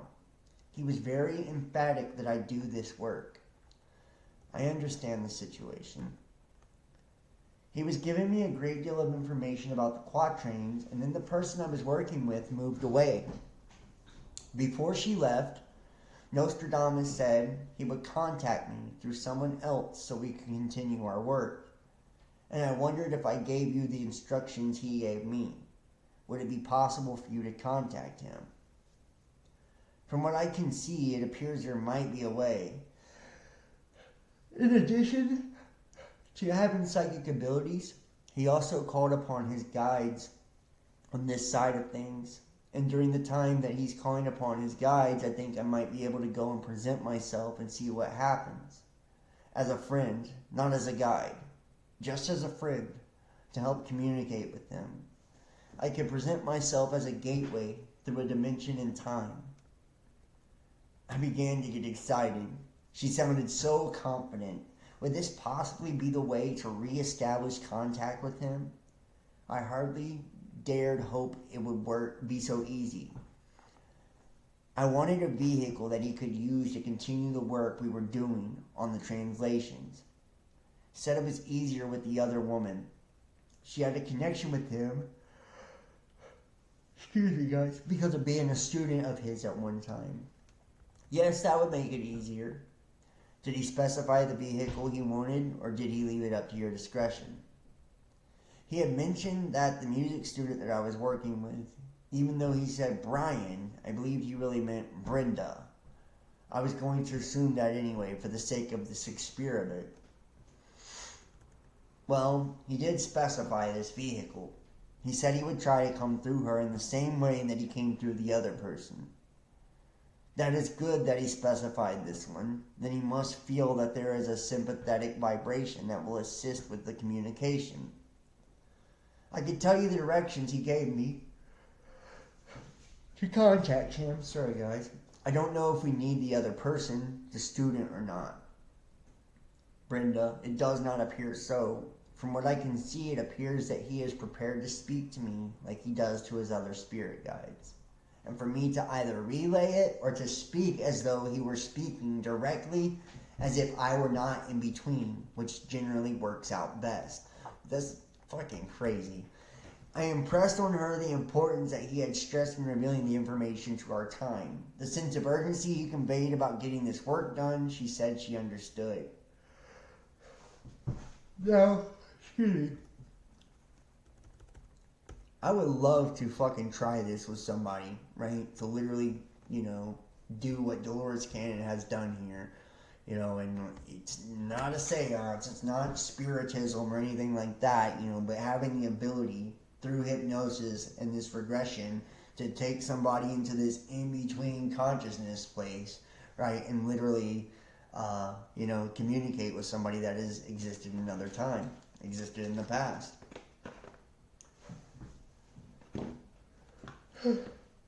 Getting the yawns, guys. Sorry. We met him in a place that he called a special meeting place. I don't know if you know where that is, Brenda. I think he's referring to a certain dimension that he can reach. I believe so, because when he described it, it was not on Earth. And he was able to stay there for only a limited period of time to converse with me. This is true. He does this. He'll go to this meeting place when he's conversing with his guides. Then should I give you the instructions, or will I need to count you there? Which will be easier. Afterward, you can always return to your beautiful place. Yes, I can return to this place at another time. This is a fascinating situation. Zero me in on a year so I'll know when. When he lived? Yes, where I am. Time doesn't mean anything, and I can view his whole life, and afterward and before, like a moving panorama. I'm not sure of the exact years, but I believe he lived in the 1500s. Alright. Give me a moment to focus in on him so that I can get the message across to him. I know this would be difficult to do with an ordinary human being, but he was not ordinary. No, he is not ordinary at all, so it can be done. But this being the first time, it might take a little bit longer. It might help if I describe what I see as I zero in. Alright, maybe we can go back to the same time or situation when he was speaking to me before. Or close enough to it where he would remember the connection. I was really getting excited. Would she be able to locate him and contact him? The odds were so tremendously high against it that any rational person would have said it couldn't be done. But succeed or fail, it was well worth the attempt, and I was almost holding my breath in anticipation. This is pretty wild to think, this woman is actually going to be successful. Brenda, I'm zeroing on Earth, and I'm over Europe now. And there's France. I'm getting closer. Do you know where in France he was? I'm not really sure of the name of the city. His name is Michel de Notre Dame. Okay, I see him at his place. There is a house where he does his work. The house is made out of stone. According to the standards of the time, it's comfortably large. But according to your standards, it would be a little bit small. Everything is relative. There's a special room where he liked to do his work. In this room, he has various instruments set up, and I see he has come in, and he has lit a flame. He's burning alcohol so that the flame is blue. and he's setting up various instruments to help him concentrate on the higher spheres. Is this what helps him to see his visions? Yes. Somehow it helps him with these various instruments of measurement. It helps him to get in tune with the higher vibrations of the universe, which are very precise mathematically. He's able to tune in on these much like a tuning in a radio. And from there he can see many things, or he can astrally travel to other dimensions for a period of time. He is a very unusual man. What type of instruments do you see? He has some writing instruments, and he has, hard to describe, I can see them but I don't know what they're called. Pointers that are connected at an angle, like for measuring distances on a map. And he has some calipers, and he has crystals of various sorts on hand as well. I think the crystals are for focusing the light in particular ways to come up with certain vibrations of light. Do you think he uses them to stare at or what? He doesn't stare at the crystals. He focuses the crystals to get a particular vibration, or rather a particular color of light, and he meditates on this to encourage a certain frame of mind. And you don't know what the calipers or the measuring instruments are for? No, I'm not sure unless it's for trying to diagram what he sees and wants to do it accurately. Do you see anything else? Well, the whole room is pretty well cluttered up with things. There's parchments and manuscripts all over and writing instruments, and there's a table with things on it, and he's writing at a desk, or rather, there's a writing desk nearby, and there's a few books sitting around. The description of the room and house sounded very similar to the other given by Dionysus. I asked for a description of Nostradamus. He's a very distinguished looking man. He's of average height for the time. He has a higher forehead, but he has a very fine featured face. Piercing gray eyes are blue, they're light colored. He's in his early 50s at this point. His hair is gray, and he has a full beard and mustache, and it flows into the hair. And he keeps it clean, which is unusual for this time. He keeps himself well for this time. I think that's partially due to the things he has seen in the future, for I think he has seen the advantage of good hygiene. He's wearing robes, but that is usual. Does he have any prominent features? Very fine featured. His face is proportioned real well. He has straight brows, and his nose is straight, and it's shaped well.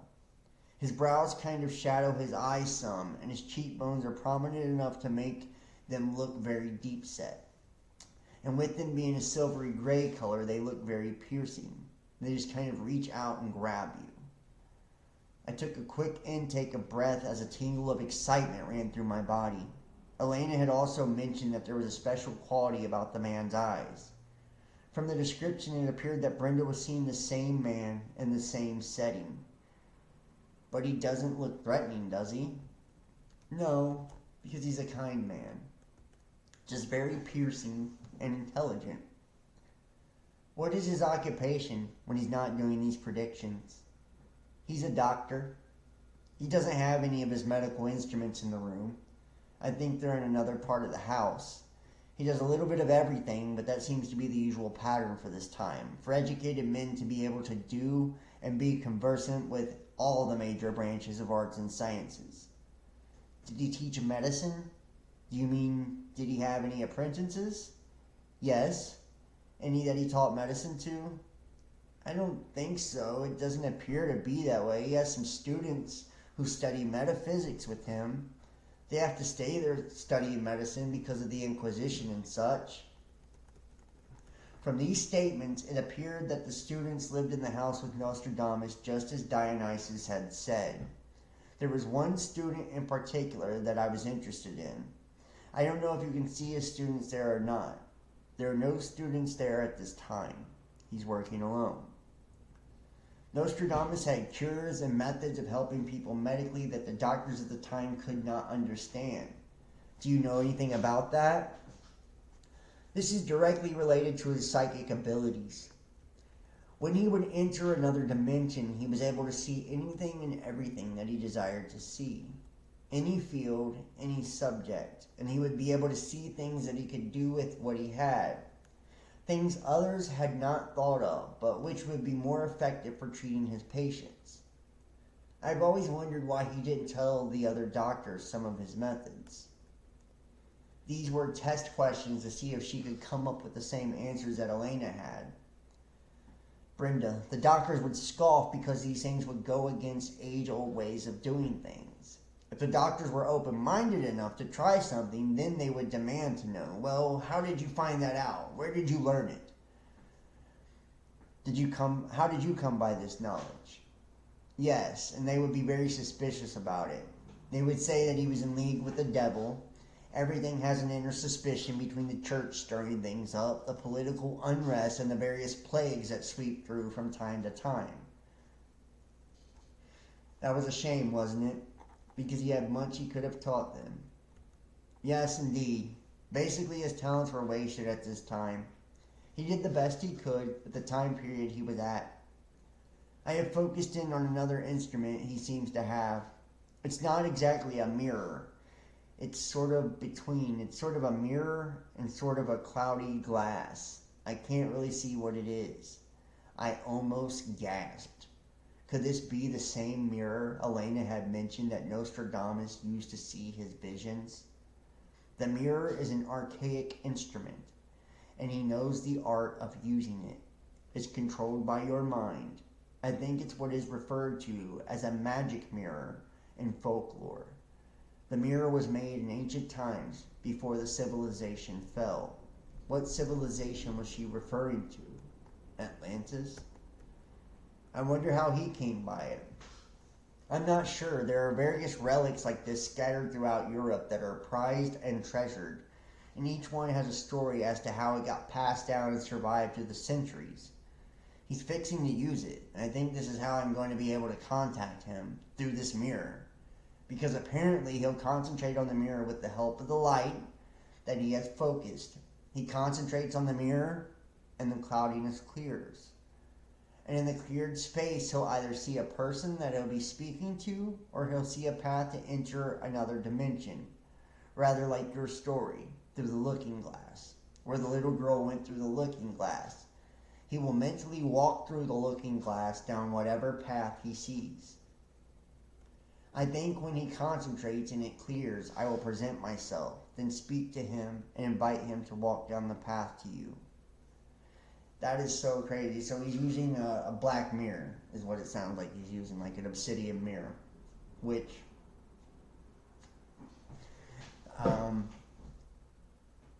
so many people have demonized me for these kind of things, and like Nostradamus did these very same things. It's like, would you consider Nostradamus an evil person? This is probably one of the that considered one of the holiest men of all fucking time, and he was using black mirrors. This is Solomonic magic right here. So, and this is what I mean about when I was talking at the very beginning of the video about the dogma and shit. This is what it does. It prevents you from having real knowledge. You're told that, if you use a black mirror and, talking to demons and all of that, it's satanic, and, and it's because people don't understand, that we're actually tapping into our subconscious. These entities are a part of us. They're a fragmented part of us. And I truly do believe that. And obviously Nostradamus did too. Which, I'm no Nostradamus, but still, I find it very, very comforting that, he would be using, similar things. Candles, mirrors, all that. The last time he and his student both met me there. This would be good if we can do it without the student. There won't be so many people involved. Yes, we go to speak directly. Let me wait on him until he gets into the proper state of concentration. It's difficult for me to focus in, but I think it's because it's the first time. I think after we do it once, it'll be much easier when he sees there's a new contact. He'll be happy for that. I know it's very vital. It's like there's a description given of the amount of energy behind the work that you are doing. Multiply that by 10 or 100 times, and that's the amount of energy behind the work he is doing. It must come through, and it must be as accurate as possible. I think it is normal for psychics to try to warn people when they see things that are going to happen. Yes, because I seem to be picking up on some of his thoughts. Perhaps this will assist in our communication. The main thing he's concerned about is that in spite of his warnings, the people make the wrong choices anyway and walk the very path that he has foreseen. He's trying to get the news to people in enough time so that they can perhaps change their minds about some things and avert the worst of it.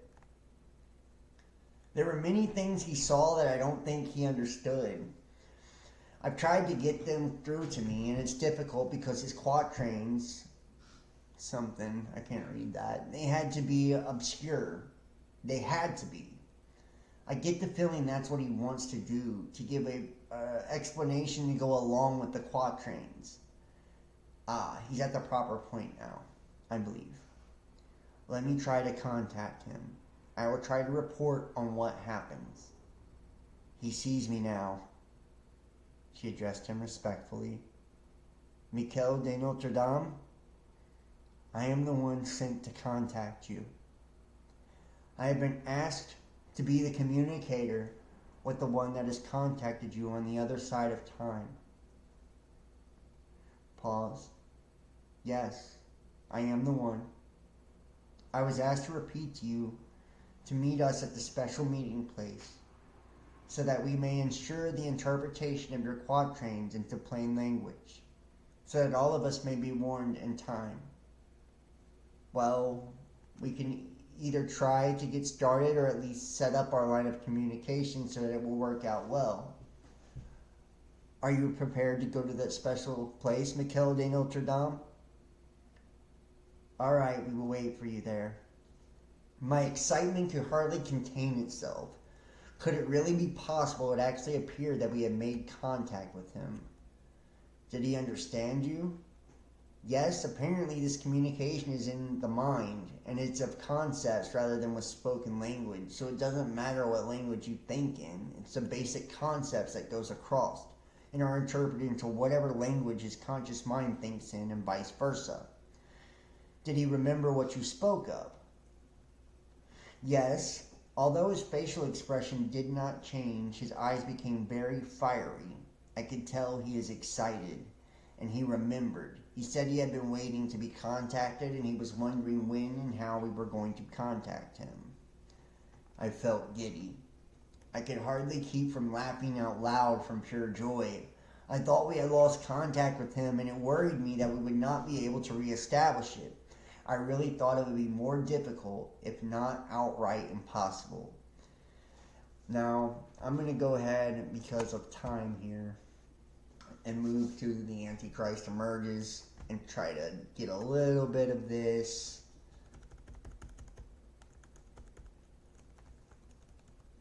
These are some more bits and pieces of the puzzle of the Antichrist and his ambitions to take over the world. They may help us to understand Nostradamus' lengthy predictions of the coming time of troubles. Now, some of these prophecies you guys will actually probably be familiar with from my channel and other people's channels, that, have gotten into prophecy and stuff like that. This one in particular. The Arab prince, Mars, the sun, Venus, and Leo, the rule of the church will succumb to the sea. Towards Persia, very nearly, 1 million men will invade Egypt and Byzantium, the true serpent, Brenda. He says we should not find it surprising that this refers to trouble in the Middle East. The leaders will have different motivations, and I did a video about this a couple of years ago, and it had to do with Iran, and it was actually astrological alignment that So we'll see what this says. The leaders will have different motivations in how they're involved with this conflict. One leader is egotistical and wants to be in the limelight, which was Trump. The other leader has mixed feelings about it. He is a fanatic, so he's fanatical about his country. But the fanaticism borders on love and hate. Sometimes when this leader comes to his senses, he realizes that he's obsessed, but there's nothing he can do about it. These two leaders will be conspiring together to upset the balance of world power. He says they will break forth from the boundaries of their countries and overtake other parts of the territory in a very quick and brilliant maneuver. That's why he mentions Egypt and Byzantium, because each leader will expand in a separate direction, yet they will be allied together. When he mentions Byzantium, he refers to Turkey. Istanbul, Constantinople, was built on the site of this ancient city. It became increasingly apparent that when he mentioned a place in his quatrains, he was often not referring to that city per se, but to the country in which it was located. They have translated Mars, Sun, Venus, and Leo as astrological conjunctions, and they have tried to pinpoint a date by doing that. He used these astrological signs to be able to give thumbnail personality sketches of the leaders involved in just one or two words. If one knows the horological and astrological associations and traits of these various planets and signs, then it gives you an idea as to the personality types of the various leaders. So, according to this, it wasn't, which I found to be interesting, it wasn't an astrological alignment per se, but he was talking about the astrological personality of the leaders. So maybe this is something that has not even happened yet then. The other portion of this quatrain is interpreted in chapter 16, the ravage of the church. The speeches of Lake Leman will become angered. The days will drag out into weeks, then months, then years, then all will fail. The authorities will condemn their useless powers. He says that this quatrain refers to one of the reasons behind the breakdown in diplomatic relations and communications that will be taking place throughout Europe during the time of troubles. Leaders will get together to meet about important things and make decisions. They won't be able to begin because they will be arguing over minor things, like what shape of table they should meet around, or who should sit at the head of the table, and things such as this, until the whole scheme falls through. They end up not being able to discuss any of the major things they meant to discuss because all the quibbling over minor details. They think Lake Leman refers to the League of Nations or Geneva. He says Lake Leman refers to a major lake in Switzerland near where they will meet. So, Geneva probably. Then when the eclipse of the sun will be in broad daylight, the monster will be seen. It will be interpreted quite differently. They will not care about expense.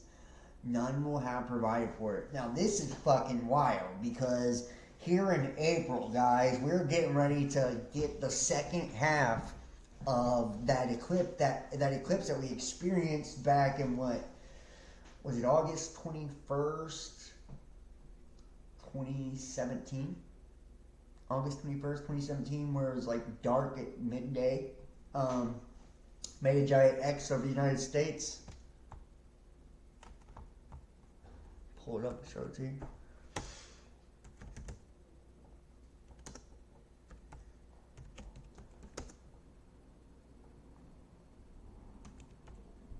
Yeah, August 21st, 2017. There it is, boom.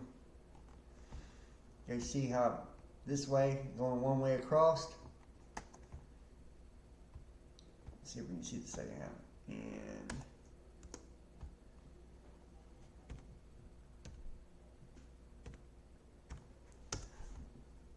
boom.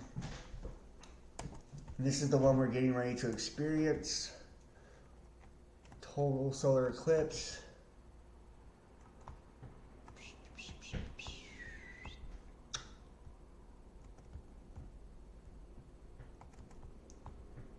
Right here.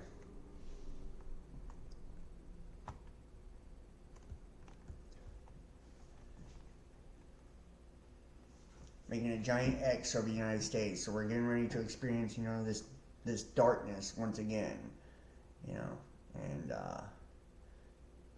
interesting.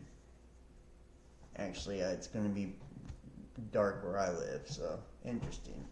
So yeah, that could be what he's actually talking about or describing. So how about that? Then when the eclipse of the sun will be in broad daylight, the monster will be seen. It will be interpreted quite differently. They will not care about expense.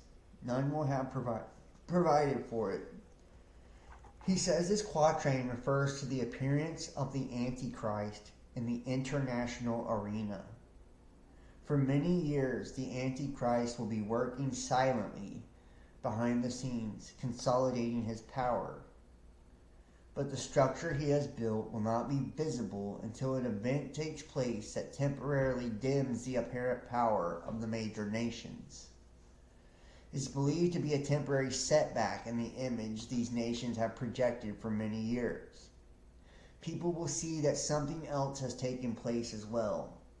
The Antichrist and his organization will be sparing no expense to help the organization grow and gain more power. The people they will be moving against will not be prepared for this, for they won't know about this particular threat. The translators interpreted this to mean that something will happen during an eclipse of the sun.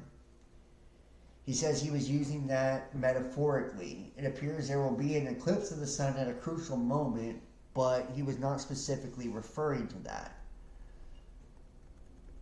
Because of French discord and negligence, an opening shall be given to the Mohammedans, and the land of the Sea of Siena will be soaked in blood, and the port of Marseille is covered with ships and sails.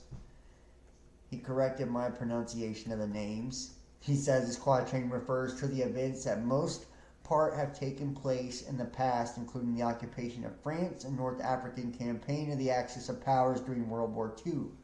He says a similar pattern of events will also take place during the time of the Antichrist.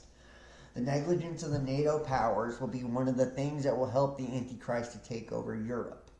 I think he said before that they wouldn't realize what's going on until too late. And Toulouse, not far from Belluzur, making a deep pit in a palace of spectacle, the treasure found will come to vex everyone into and near the bacilli. He says the quatrain refers to events that will happen during the time of the Antichrist. The place names given location in France near Belluzur and Toulouse. The great pit will be caused by the accidental detonation of some buried weapon or some concealed weapons. The event will cause the people in charge to be ridiculed. The palace of spectacle is an analogy to their positions no longer being held in respect. They are a source of ridicule, for they made a very poor decision and bad judgment. Some information will come to light concerning corruption in high places. This will cause consternation, not only in France, but in another nation as well, for it will be information concerning some diplomatic goings-on. The information is symbolized by the treasure found. This will come to light at a bad time and will alarm the parties involved. That's what is meant by the treasure found will come to vex everyone in two places near the basicle. I don't know what that basically. The dictionary defines a basically as a seesaw or similarly balanced apparatus. It's a drawbridge. He must be insinuating that something with this symbolism. The ones in France are those who will make a poor judgment concerning the weapons being concealed there. It will cause vexation in the capital. They think it's an anagram, the Belluzur. He says it's a village in his time, a rather rural spot. He named that spot, although he knew the name would change, or perhaps the village would no longer be there. The weapons involved would be concealed in a rural area where there would be less chances of someone discovering them. Did he give the name of the rural village to symbolize the weapons being buried? No, it's not a symbol, it's a location. The weapons will be buried near that rural village. But its name will have been changed through the centuries, or perhaps most of the people will have moved away so that it might not even be called a village. The French fleet, with the great support of the main guard of great Neptune and his trident warriors, Provence scrounged to sustain this great band, moreover fighting at Narbonne with javelins and arrows. He says this refers to the antichrist European campaign. Ships will land, and the forces will begin going inland, taking the land under their power. He says it will be like a horde of locusts going across the land because they will be stripping it of food to support the army and make it difficult for the local people. When he talks about javelin and arrows, he doesn't really mean those, does he? No, he was just referring to the fighting. He says instead of javelins and arrows, it would be bullets and spear-like devices shot by guns. But he could be referring to mortar shells. But he says there will be new weapons that you have been developed behind the scenes at this vehicle and you would not yet know about because they still have not yet been exposed to the public. France shall be accused of neglect by her 5 partners.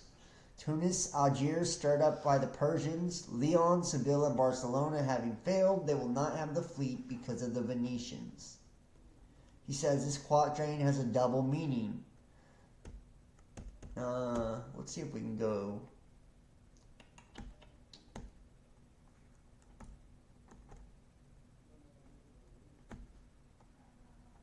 Here we go.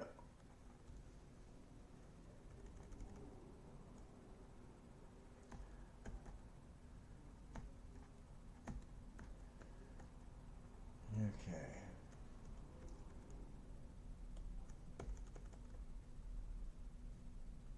The 7 children left in hostage. The 3rd will come to slaughter his child.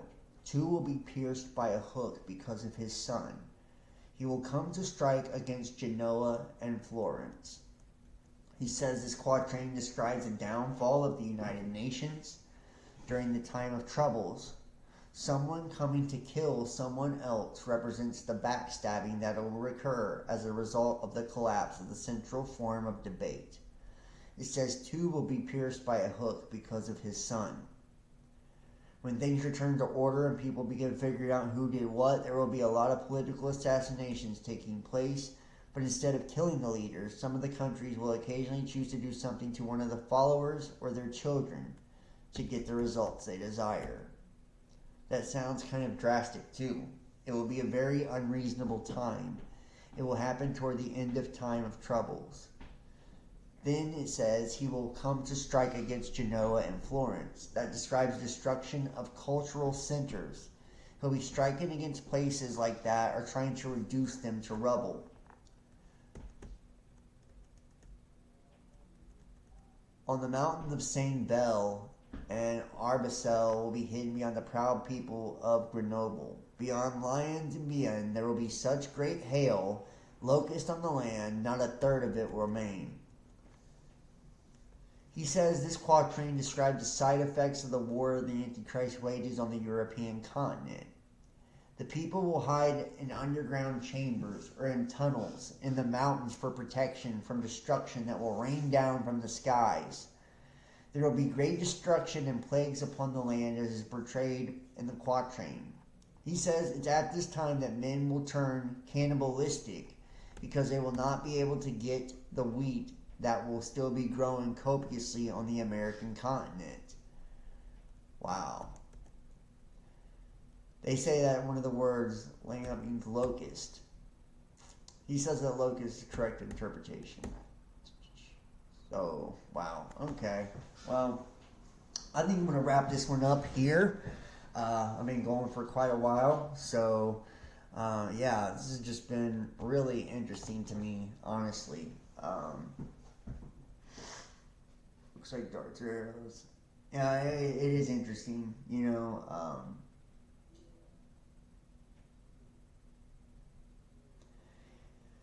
Thinking about just the ability, you know, through the hypnosis and how amazing our subconscious is, you know, and you know, Mikhail Nostradamus using the Black Mirror. I halfway wonder, like, if Dolores Cannon was experimenting with any of the Black Mirror stuff or anything like that. You know, I'm not saying she has or whatever, but it would be interesting to, you know. And like I said, there's no telling what part of, you know, this was even, you know, was this truly Nostradamus speaking, or, you know, a demon mimicking him, or, you know, like, and who was the they that was guiding this? Like, it's all so fascinating. It's all so interesting. So we're definitely going to have to do another part to this, get more in depth to this. I'm starting to run out of gas. It's getting late. I'm getting tired, so I'm going to wrap this one up. I hope you guys have enjoyed it. I really enjoyed this video tonight. I really enjoyed you guys. Like I said, we're going into March. I'm going to go as hard as I can in the month of March. I shit you not. I am bringing the best material I have. Not just tarot, but these videos, all of it. So I'm asking everybody to support me. Support me, support me. If you can't support me financially, make sure to just hit the thumbs up. Like, follow me. Facebook, Instagram, Best Damn Podcast, Twitter, The Real Best Damn. Join my Discord. Share my videos. Comment. That all helps with the algorithms. Like, support me, you know? And if you are able to financially support, I'm viewer powered. I've been demonetized everywhere, you know? And it's really, like, it's so costly for me to do, like, the multi-streaming and the software and everything with no help, literally. So that's, like, a big reason, you know, why I don't know if I can continue to keep doing it without support. So everyone, please donate and support. If you do it now, I'll count it for the month of March, and you'll get access, you know, for all of March, and the private videos, Patreon videos, all that good stuff. All of March, we're going to do discounted tarot readings, all of it. I'm going to try to just get as many people involved as possible. It's paypal.me/thebestdamnpodcast. I'm going to go ahead and sign off over on Twitter. Cash App, Best Damn Podcast. Facebook.com, John Keane, Best Damn Podcast. And over on Patreon, Best Damn Podcast Official. And make sure to share, like, subscribe, do all that good stuff, guys. Like I said, donate, support. I greatly appreciate everybody who does give. And if you have given, then you get access to the private playlist and all the uncensored content. And then you just text 513-393-2396 or email therealbestdamnpodcast@gmail.com. If you'd like to book a personal tarot reading, they're $35 right now. They're usually $50. And same thing, text that number, email me.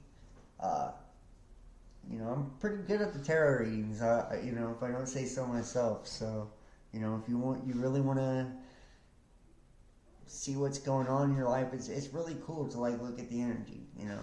If some people think it's demonic, satanic, you probably shouldn't watch me if you're one of those people. I just want to go ahead and put that out there. Matter of fact, I don't want you to watch me. If you're one of those dogmatic people, please, just leave me the fuck alone. Get off my pages, get out of my comments, take your weird ass somewhere else and go, you know, go watch a fucking infomercial or something, because I'm not like that. I'm an individual. I am Nostradamus used Black Mirrors, I do too. And I don't give a fuck who likes it. You can call me a Satanist, you can call me whatever you want. I don't give a fuck. You know?